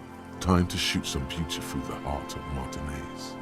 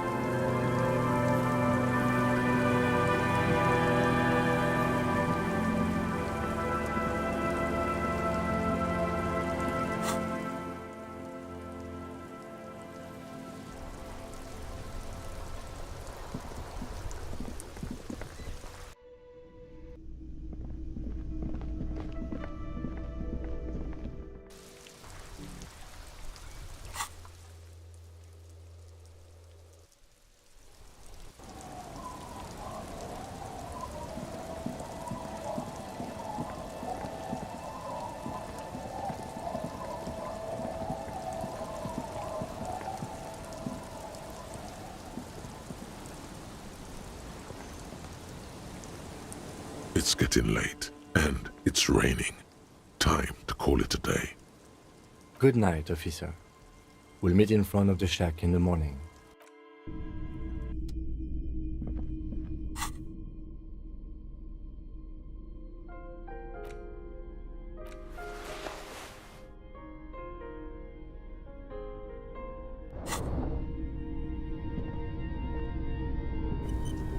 On the table, you see a bowl of water, a rough, like an artist with a brush or a master swordsman.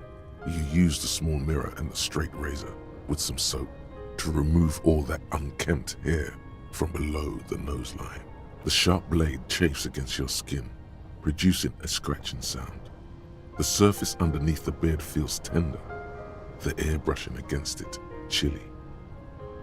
They feel so smooth, surprisingly so.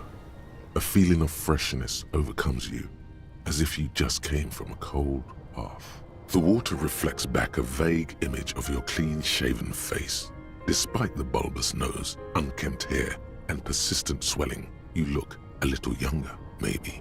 You almost look like a professional. Your face, such as it is, a regular human face, sans expression.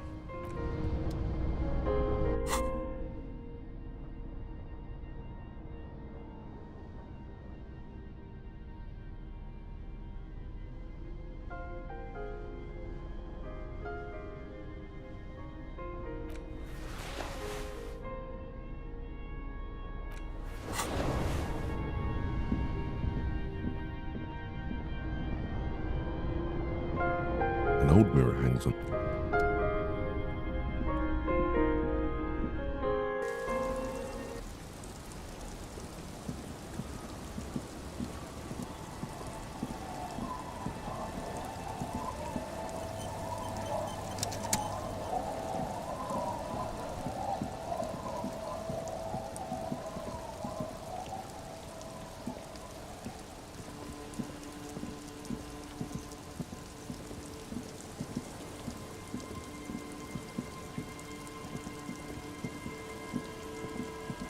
You sit on the wind-worn wooden planks of the bench, your feet.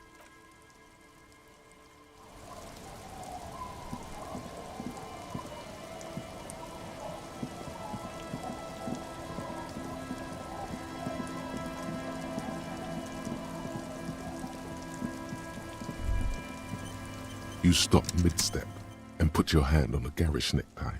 That bottle, Bratan! Just look at that bottle!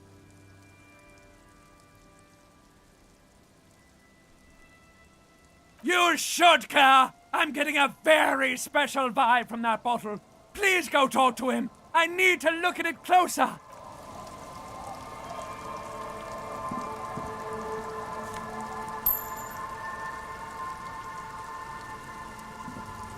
Hey, tequila!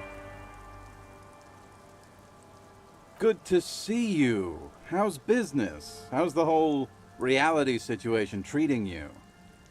So what's happening? Yeah, Tequila Sunset.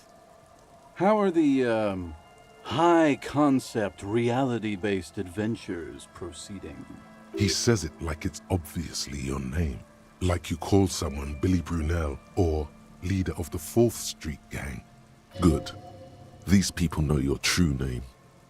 Looks like it has preceded you, Mr. Sunset. More on that later.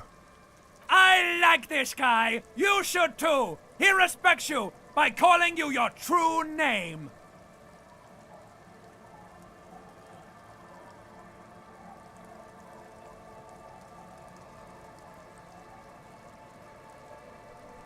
I know what you mean. Sitting around with these bums, you really get to know the nitty-gritty of reality. And it isn't good.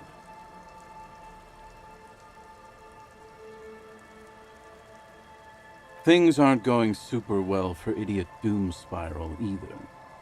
Haven't found those keys yet, haven't won that great piece of ass back. No word from my business buddies. This guy's your buddy. You feel it immediately. You belong to an organization, a fraternity of drunks. Idiot Doom Spiral, huh? This is bound to be a good, high-concept conversation. At last. We are saving the world. Please! Please don't go. Okay, we're drinking. We're drinking alcohol. That's what we're doing. I tried to save the world once, a long time ago, with enterprise, creativity, and willpower. But that didn't work out. So now, it's a pirate's life for me. Pirate's life.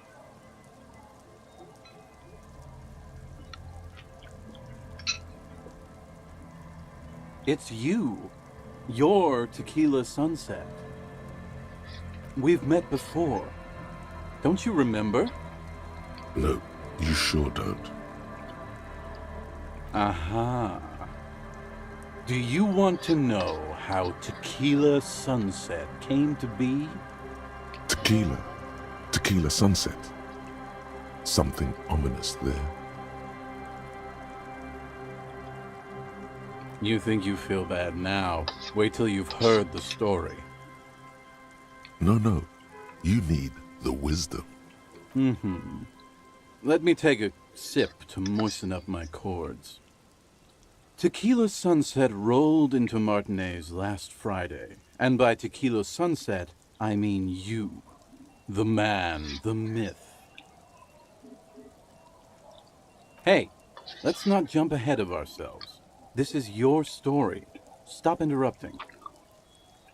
You got here on Friday to solve a case, hoping to be the early bird who gets the worm. And by the worm, I mean the buzz.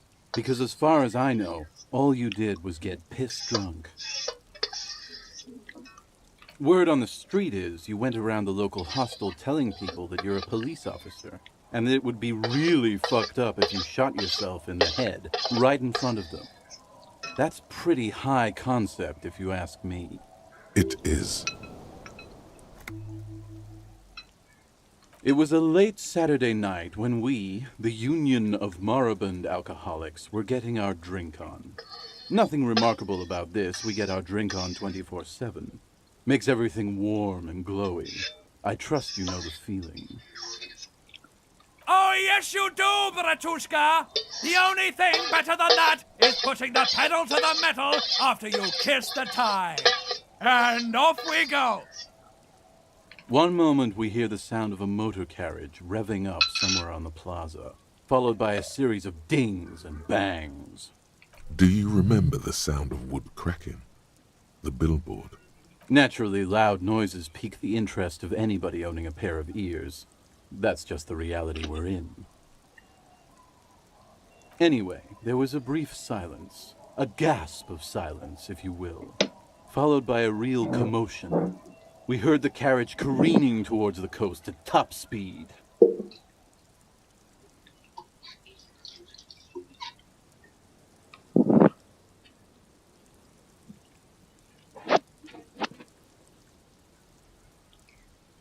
Sounded like someone jumped the canal. We grabbed our brewskis and rushed to the jetty. Never underestimate the speed of an alcoholic. 3 men are standing on a wooden platform extending out from the shore of a dilapidated fishing village. Their cheeks red, spirits high, beers in hand, eyes glazed over. Eyes glazed over. What we saw was a sight to behold. A beat-up police carriage containing you.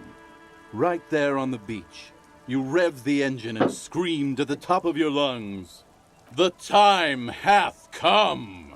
So, naturally, being the curious cat I am, I asked what time hath come. To which you replied, "The time hath come for Tequila Sunset, the end of all things!"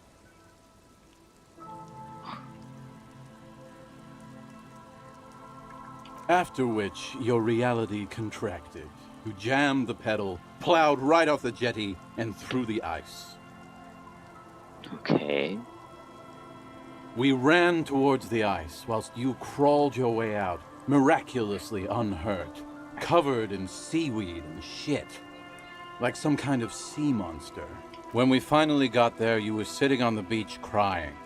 You said that your badge and uniform were in the car. It was too late to get in there, though. The carriage had sunk too deep. In this way, you and your motor carriage have a lot in common. Recognizing a brother in need, we offered our condolences and invited you to party with us, which you naturally agreed to. We asked about the whole Tequila Sunset thing, and you told us it was your name now and insisted that we all call you that from then on. I'm not sure. I think you were the event. Tequila Sunset. You know, as opposed to a tequila sunrise, which is long gone. Yeah, I agree. Hours. It was an all-night drink-a-thon. Then, at some point, I think it was Sunday morning, you got belligerent and wanted to talk about Revacholian women. How they're beautiful and also whores and so on. How one of them fucked you real bad.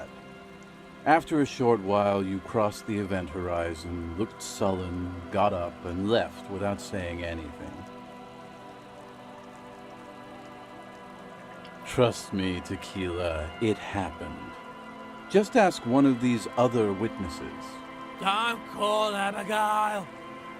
I'm cool. See?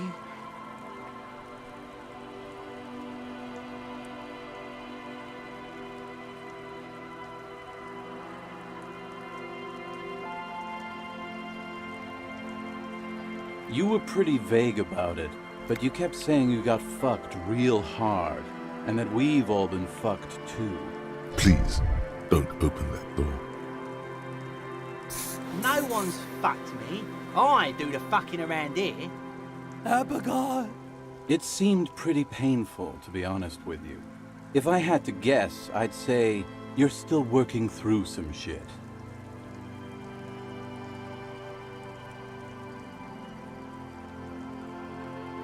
You told us that they were a bunch of fucking losers whose main interest was cramping your style. It's more like you were cramping theirs. No specifics, though.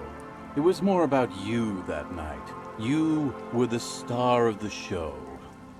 Beside your gun and your badge, you said something about your hope or heart or something. To be honest, the details are a little hazy. In retrospect, I guess you lost your motor carriage too? That's a big one. Yeah, you said it was no biggie and that you'd solve it in no time. And that you didn't need anyone to do it. You're doing it solo now. Yeah, you kept talking about how the coal mine owners were fucking us all over, just like that woman fucked you. I didn't agree with you, by the way. The spectral hand of the market makes sure everyone gets exactly what they deserve. You kept calling yourself a goddamn superstar who'd cleared 501 cases. As you've already determined, the actual number is just over 200. But what's a little embellishment between friends? No thanks to the squares at the precinct, as you put it. It's a hard thing for a man to confront his past. That's why I avoid mine at all costs. Can't really remember seeing any women after losing my keys. He really has no idea who this Ruby is, sire. Whoop-de-doo. So now I'm a fucking storyteller. Right. Why not? Better than a beach bum. It depends, really. Are you willing to help me out? You might get scammed here. No, the reality of the situation requires a rather modest contribution. A little motivational package. Booze! Did you already forget our party? The thing I relayed to you earlier. So, have you got anything for good old Idiot Doom Spiral? A bottle for a story. Seems fair to me. Not much, but it will do. Hey, Spiral Boy, you gonna share that? Don't call Abigail! Shut up, guys. I'm telling a story here. Something happened to you. Something happened to me, too. My actual name is George, but around here, you already know. I was once a reasonably high net worth individual, a founder/junior partner at a high concept creative services agency. When my story begins, I had just landed a major contract with an insurance firm. I used the profits from my agency to finance what I called a cultural incubator. Abstract value generation, value per person, high concept stuff. I developed the paradigm, worked within the paradigm, but the burden of leadership weighed heavily on me. So I went jogging every so often to keep myself sane. 22 full-time employees, an all-star team, a potentially historical set of individuals. Worrying about them often kept me up well into the morning hours. It did. With my trusty Sansarique tracksuit, I felt like I could conquer the world. But now dreams are worn thin, much like my tracksuit. One day I left on my evening run. As you may know, it's impossible to clear your head when you're distracted by the sound of keys jangling in your pockets. His eyes are clouded, his dilated blood vessels encircling his irises like stinging brambles. His eyes are your eyes. So I removed the key ring and put the keys for the front gate and the apartment into different pockets to stop the jangling, you see? At least, that was the plan. And the apartment into different pockets. I was halfway done with my usual lap when it started to rain. The reality situation became very wet, very quickly. Wet, okay? It was raining really hard. I made my way back home and discovered that I didn't have the key to the front gate. I'd mixed it up with the key to the letterbox, which was useless. Naturally, the situation required me to climb over the gate, which I did. There was no climbing down because I slipped and landed on my ass. Ouch, indeed. Reality was looking rather grim just then. Me lying on my ass in a mud pit in the middle of a heavy shower. But when life knocked me down, I always got up. So I made my way across the yard. Standing in front of my apartment door, fumbling with my pockets, I realized that I'd also forgotten my apartment key. I wish I were, Tequila. I wish I were. Instead of my apartment key, I'd taken the key to the office. I rang my neighbors' buzzers. It was late, and most of them didn't even answer. Those who did assumed I was trying to sell them something and hung up before I could even explain the situation. People are naturally wary of ad men, you see. One moment someone chats you up, 5 minutes later you've bought a box of edible lingerie and a strap-on. I don't begrudge them, especially since I was known to be one of the best. Heavy is the head that wears the crown. Just then, I experienced a moment of clarity. I still had the key to my office. I could wait out the storm there. But when I reached my office, I remembered that I'd asked one of my producers to change the locks that day. And since I hired only the best, he'd already done it, and I couldn't get in. Anyway, long story short, life spiraled out of control. I haven't gotten into my apartment for years, and my girlfriend left me because she didn't want to date a homeless man. The company, well, you see where I'm going with this. So, now you've heard my tragic tale. What do you think? Like nothing you've ever heard, huh?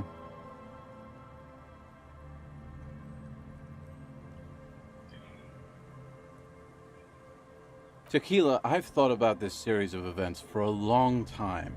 If there was anything else to it, I would have thought of it by now.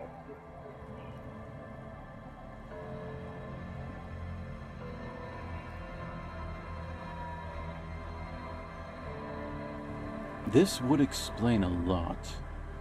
I always believed it wasn't my fault that I ended up homeless on the beach with these two bums. God bless them, though. I'd be alone without them. Anyway, that was all the story one bottle gets you. Almost empty, this one.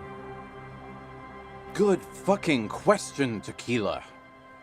If I knew the answer, you think I'd be hanging out on a beach in this formerly premium but now extremely dirty two-piece Lycra tracksuit? I used to own my reality situation. My business buddies and I had our own creative services agency. I had a nice apartment, an even nicer piece of ass. But somehow it all got away from me. Now I can't hang on to anything. Just last week I stole this nice new jacket, but then I lost it too. The only things I haven't lost are these two drunks. You of all people should empathize with this. Perhaps this lost jacket is something you could help with? My agency, man. The Boom Boom Room. Our concept was combining high art with the lowest forms of marketing.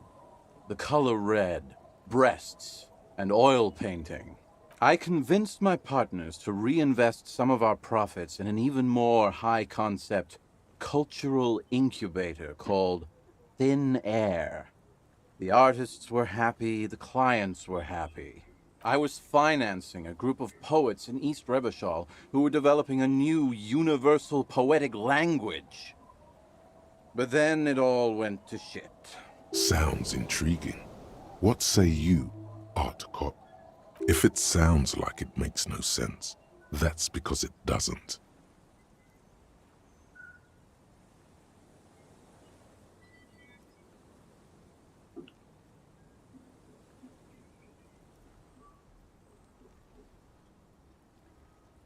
Well, you know, sex sells. That's the first rule of advertising. Maybe you're right. Who knows? Maybe we were behind the curve? We were fucking rich, though, that much I know. What? You've never seen 100% Lycra before? You really shouldn't touch it. Pretty nice, huh? This might be one of the last of its kind. Should probably be in a museum, honestly. Good God. It's nearly impossible to describe how dirty this texture is. It's like rubbing two jellyfish skins together. You feel about 15% less human for having touched it. Randomized trials have also found Lycra, TM, to be associated with a number of exotic, highly malignant cancers. So you also have that to look forward to. And then there's the smell. But you don't even want to think about that. Wow, you're lucky. He never lets me feel it. That's because your paws are fucking filthy, Rosie. We're right next to the bay. You could wash them any time. My fellow members of the Union of Moribund Alcoholics? They're exactly what they look like. Hey, Tequila! You want to buy some speed? Shut the fuck up, Rosemary. He's a cop, remember? I thought he was a cool cop. Don't call Abigail. And this is Abs. So yeah, that's basically us. We drink together. Tequila, it's a verifiable tragedy. It was practically brand new. Sure, it didn't really go with my Lycra threads, but it did itch a lot less. Say, you're a detective, right? Maybe you can help old Doom Spiral out. Solve the case of the missing jacket. What do you say, Tequila? Nah, this isn't it. Faun, that's medium concept stuff. Totally not my style.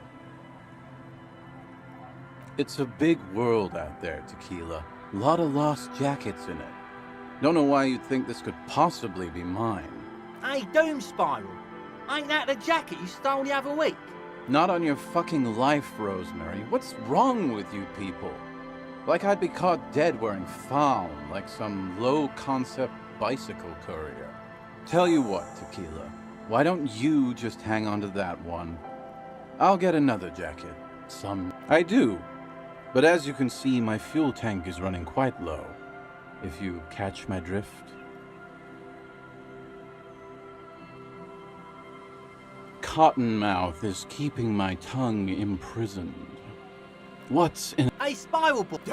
Shut up, guys. I was once a reasonably— So you don't— You too, Good to see you, friend. Do I have deals set up for you, buddy boy?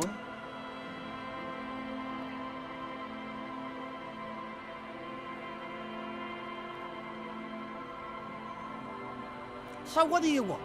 I got smokes. They're cheap. Very cheap. I got Pilsner. Great deal. You won't get a better deal on that piss. Spirits I can let go for 300 real.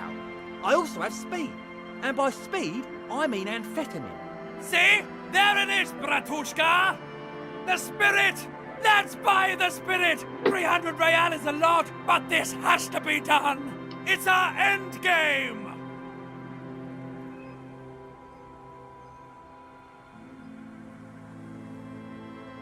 Bratan, you don't understand! It's not just another drink! This is what our relationship has been building towards all these years! This is the climax, the mystery, the virginal sigh! You have to buy it from him! Get it off him! Kill him if you have to! Our ultimate fate depends on it, and the fate of many worlds. See, friend, it's real valuable.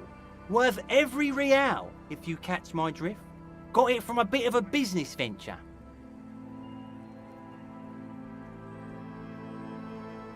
You know what's crazy, actually?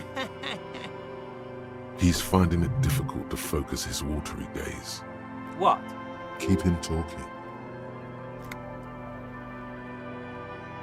This guy. Conversation might bring a discount, no?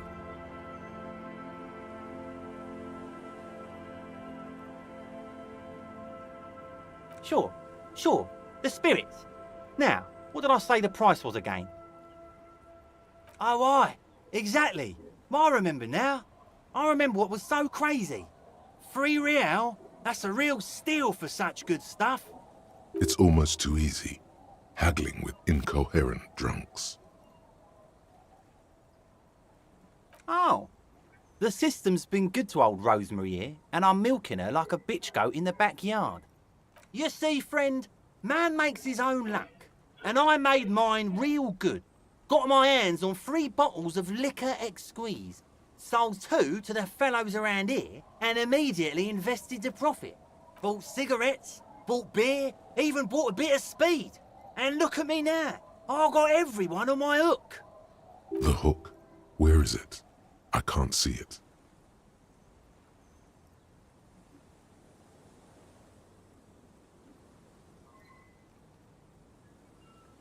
Of course. It is what it is, you know. What it's always been. People, buddy boy. It's the people. He has long forgotten what you were talking about. Aye, by amphetamine I mean speed.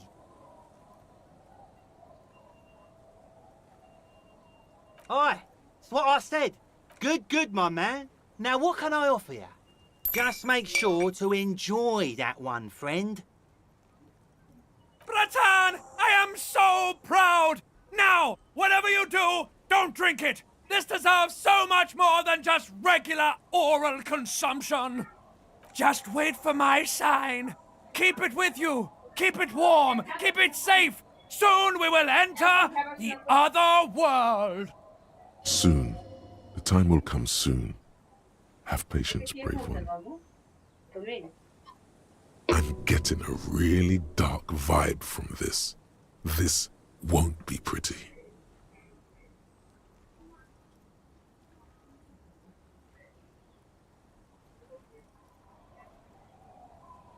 My kind of god. In the civilized world...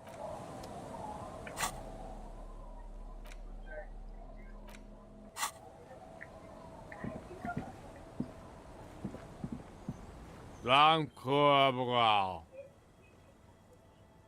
noxious odor emanating from the drunken man is strong and familiar. Don't you call her? Yeah! Don't call Abigail! Abigail. Don't you fucking call Abigail. Abigail is his wife or girlfriend. Chances are she's gone. Calling her wouldn't make it any better or worse. You're not going to get anything out of this guy. He's too drunk. Abigail? Abigail, where are you? Don't call Abigail! The man hiccups, then mumbles something unintelligible. The drunk man starts coughing a really disgusting, hacking cough. He snorts and beckons you to lean in closer. Don't call Abigail. Don't call Abigail. Don't call. Don't call. Don't call her. There's no waking him from...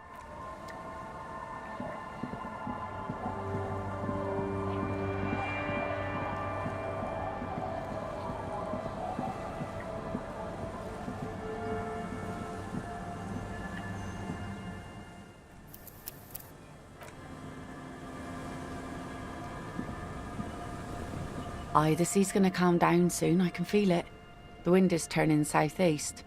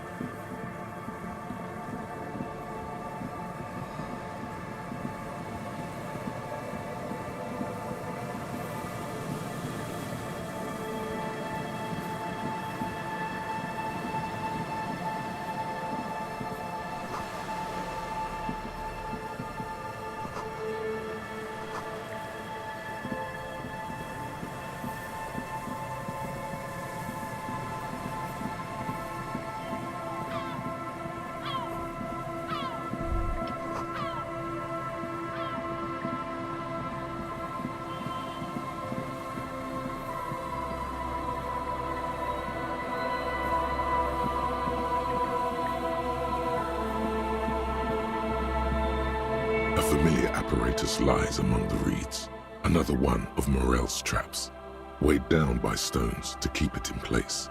The reeds shake sadly in the coastal breeze. Snow specks the stalks.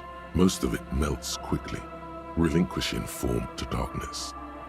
The wind picks up here, near the Cape's end, surrounding the narrow strip of land from 3 cardinal directions. It's cold for this time of year. This trap is also full of panicked locusts. No sign of any cryptozoological beast inside. Man, it's lonely doing this alone. The wind seems to howl in a strange manner.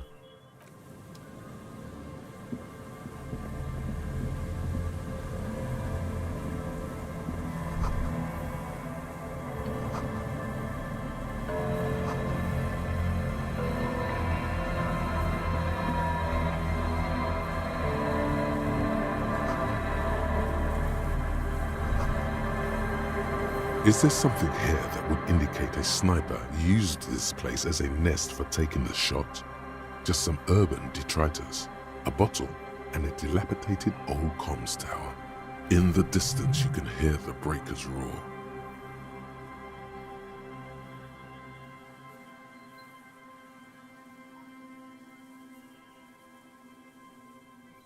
There, 1.2 kilometers over the cold water of the bay, through a thick snowstorm melting flake by flake in the waves, you see the smallest rectangle, barely visible.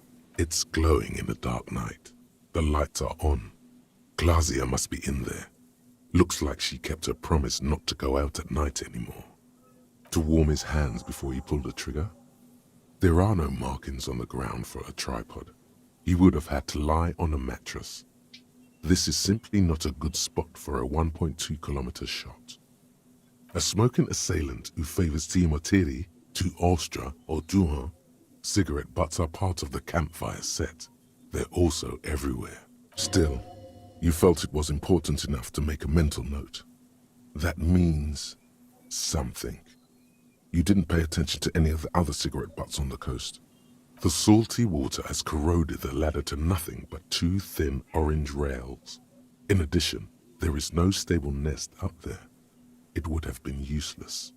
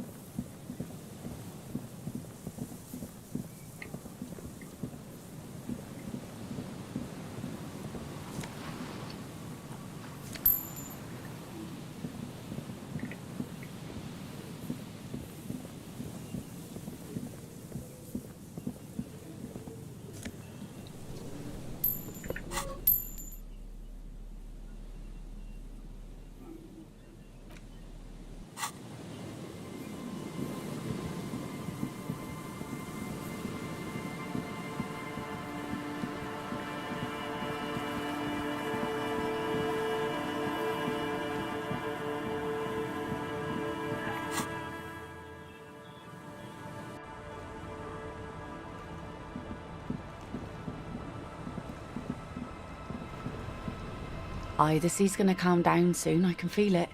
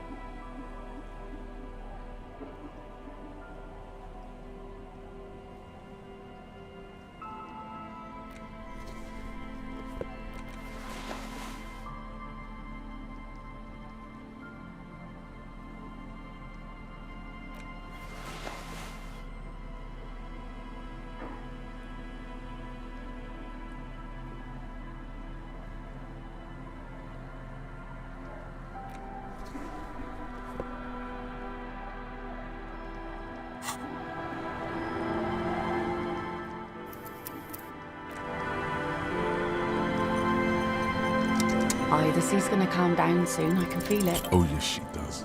You need to get your drink on. There is no other way for human beings to procreate. Not after 6,000 years of yeast cultivation-based mating rituals.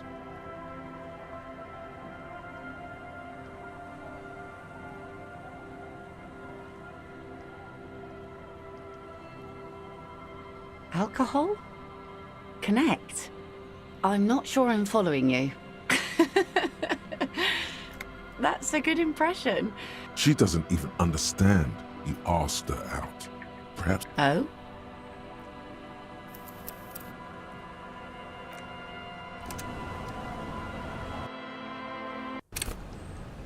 Aye, the sea's gonna calm down soon. Oh yes, she does.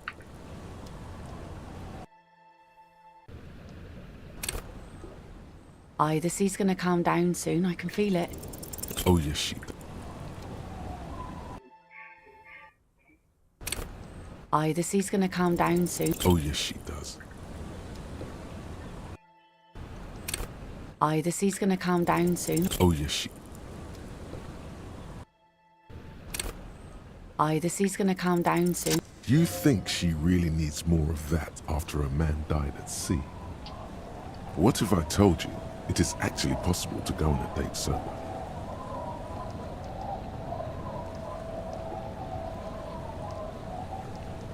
Before recorded history, men and women were able to do simple, very primitive things together. So, acknowledge the situation and keep it basic. I have, and I don't really. You just want to go for a walk. What kind of a monster doesn't want to go for a walk? Walks are innocent.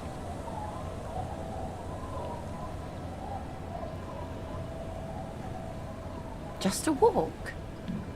I don't know, officer. I would not have taken you for an innocent perambulator.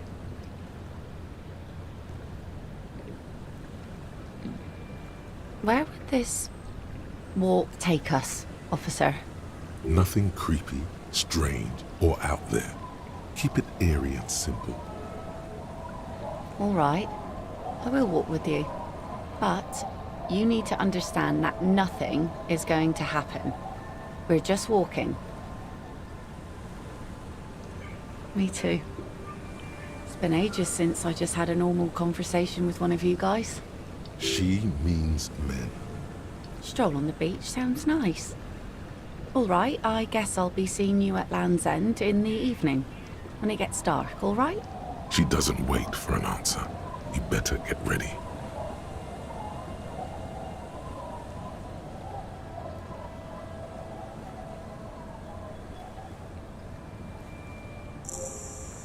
Was that acceptance? It feels so normal, nourishing even.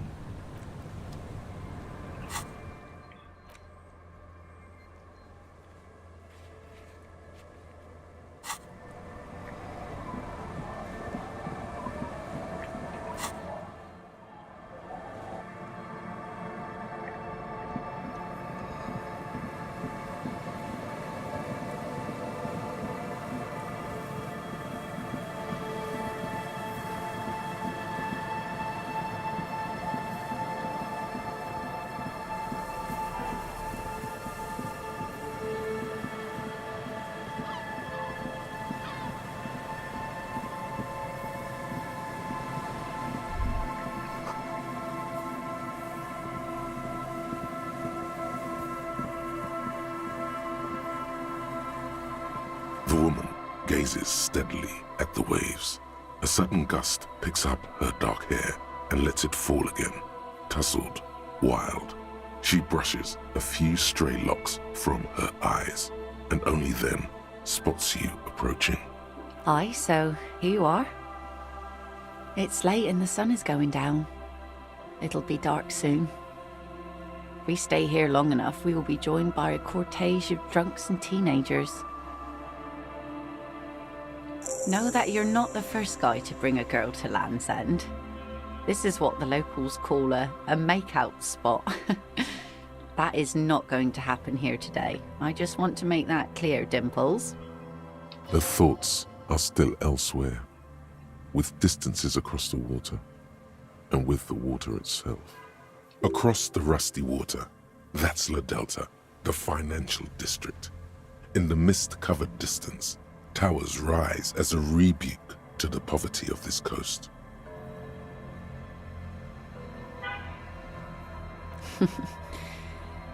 Drinking men aren't known for keeping their appointments.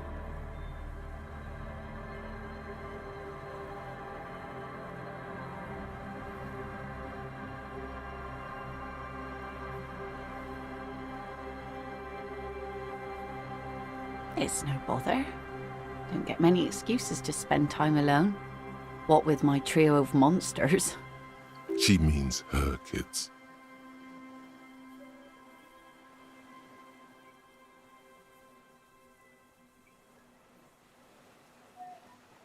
Aye, by the looks of you, you do. Well, we're here now. As she turns to face the sun, reflected in the waves, and the skyscrapers rising across the bay, you cannot help following her steady gaze. You should say something, anything, Maybe the tequila sunset thing.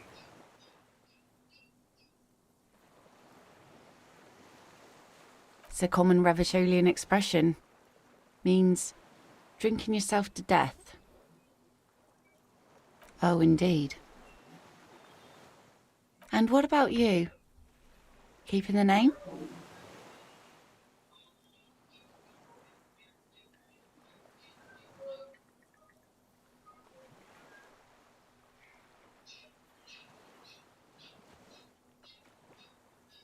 Well then, Harry.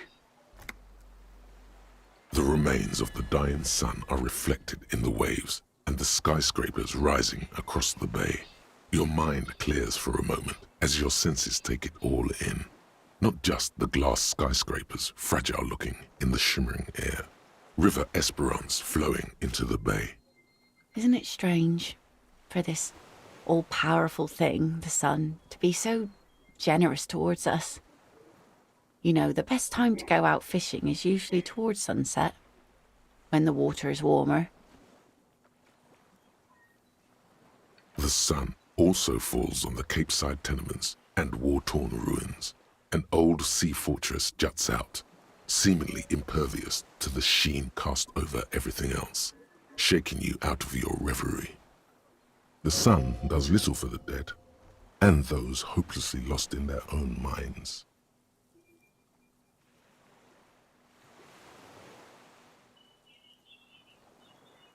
Or people living in desert climates with sparse vegetation and little drinking water. Now you're just nitpicking.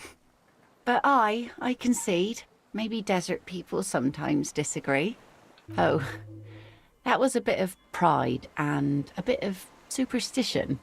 And a bit of conceptual unity too, it being yellow and all.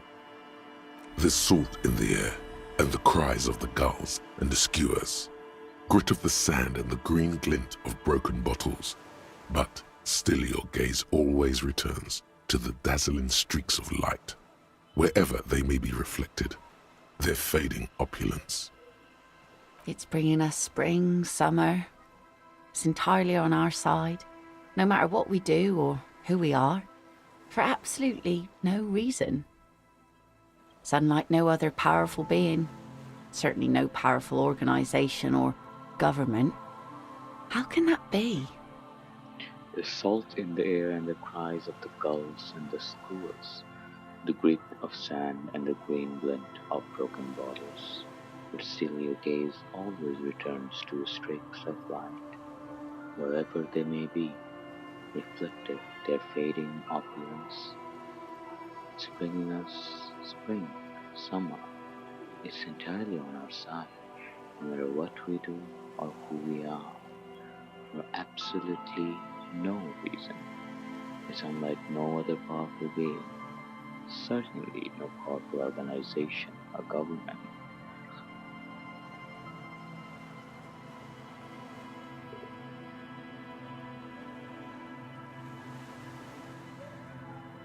I guess we wouldn't really be here if that thing wasn't on our team.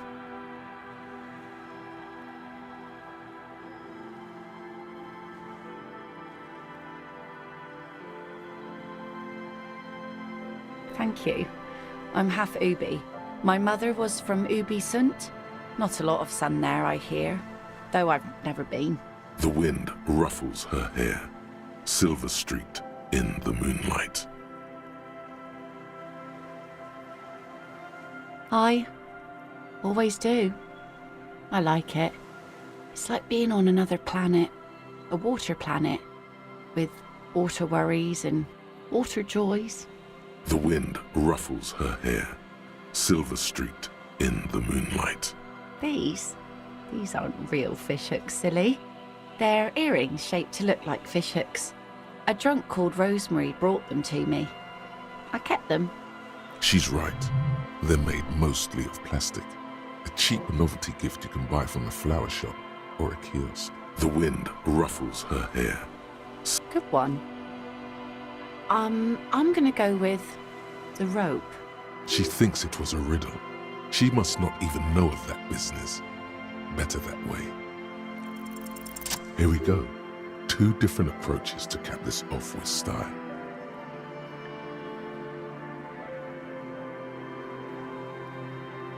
Only fault with the sun is it shines on us as well as our enemies. That it does. But then, we are also enemies to our enemies, hey? And so she shines on us. The cops and the commies, the killers and the saints. You know, the wind's gonna pick up soon, and I have to go, but... have this. The sun's good, but it doesn't stick things. I've no use for it anymore. No. Men around here are too drunk to pose a threat to me. Doubt it. But thank you for the company. This is as far as it goes with her. You'd need to put a year between you and your last drink for anything more. Farewell.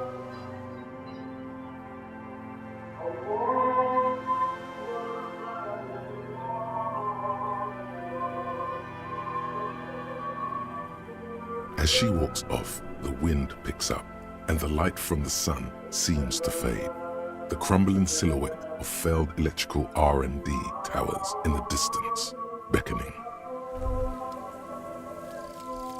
Hardcore aesthetic. Oh yes, drugs. We're talking about drugs. Let's face it, these flirtations with the hardcore aesthetic have all been leading up to one question. Can I do drugs harder now that I'm a hard cop? And the answer is yes, you can. You can do one more blast of Pyrrolidon and yellow shit powder. You can even pull a ciggy and a lager on top of that. There, you've truly made the hardcore your own thing now, cleaning out the rooms. What if you didn't lose your memory? What if something in Martinez came and stored it all away, for you to slowly open one box at a time, so you can choose which parts to keep? Keep almost none of it. Only the flowers on the windowsill. Only the distant sound of a radio. Lose all the actors, the dark shadows. Leave only the still lifes. The blissful distant wash of waves. If everybody knew, you never did. She'll be coming soon. That is all.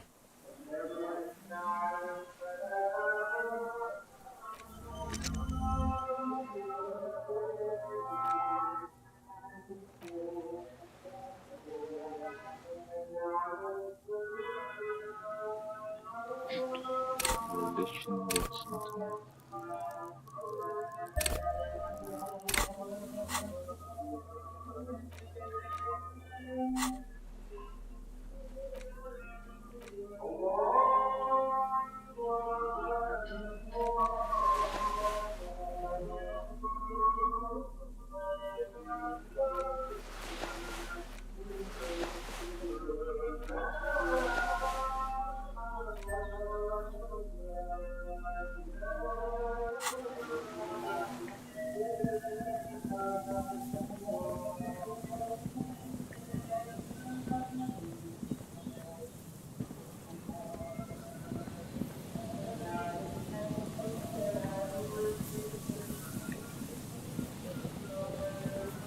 An old door, worn by elements, guards the depot.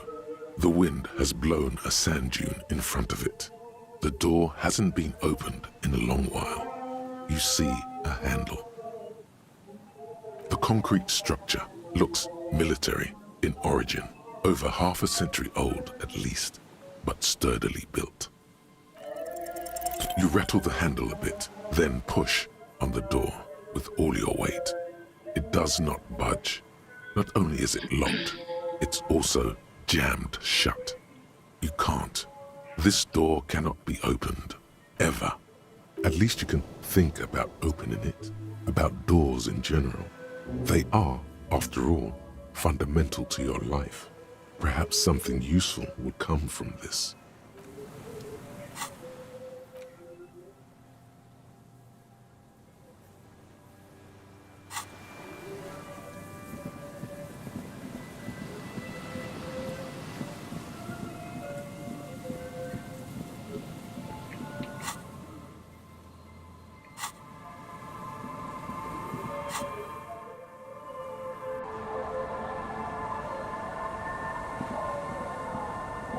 It's getting cold, this late in the night. Time to call it a day.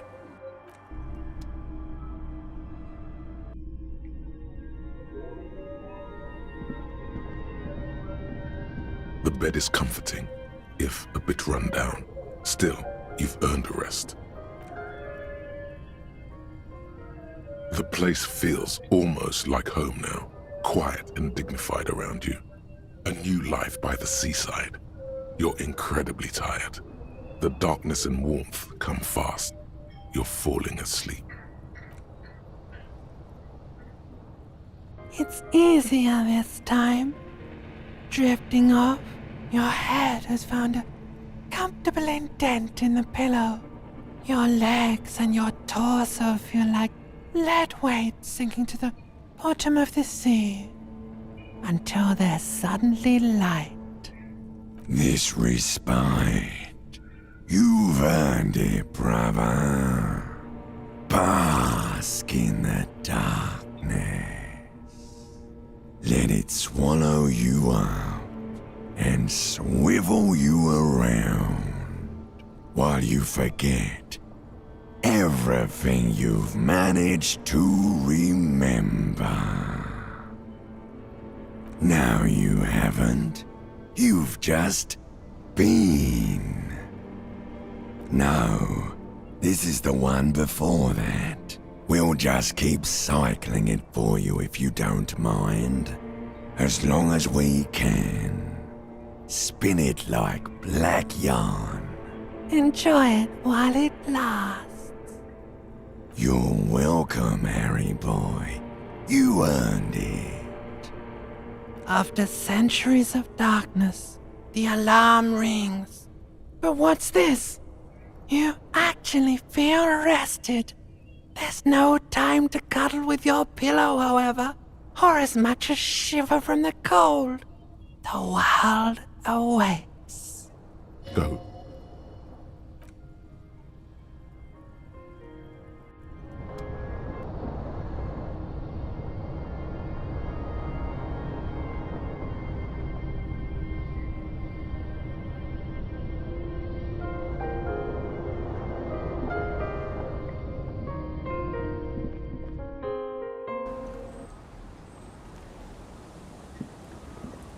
Yes? Yes. I don't know what to say. Perhaps, I'm not really sure about this turn of events. I think the mutton chops might have been a better idea. They sort of seem to cover up some of the... Damage. Yeah, damage. He means damage. Either way, good on you. You were saying?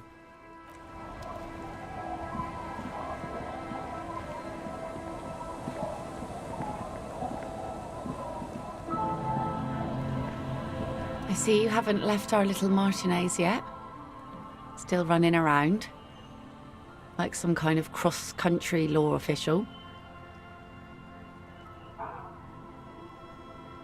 Hi. I guess you do. What's on your mind, Officer Harry?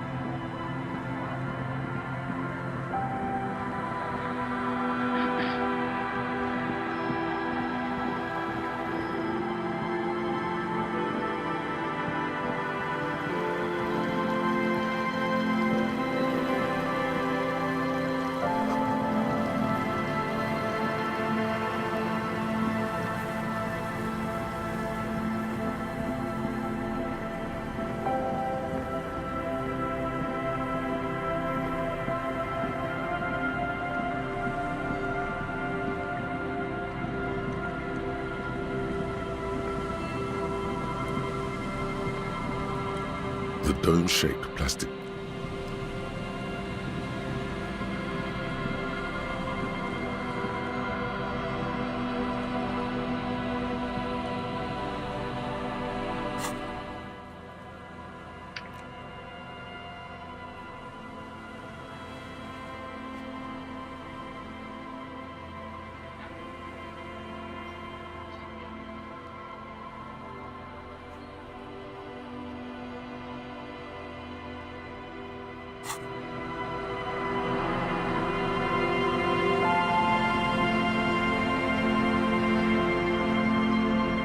This is the trap Morell just set.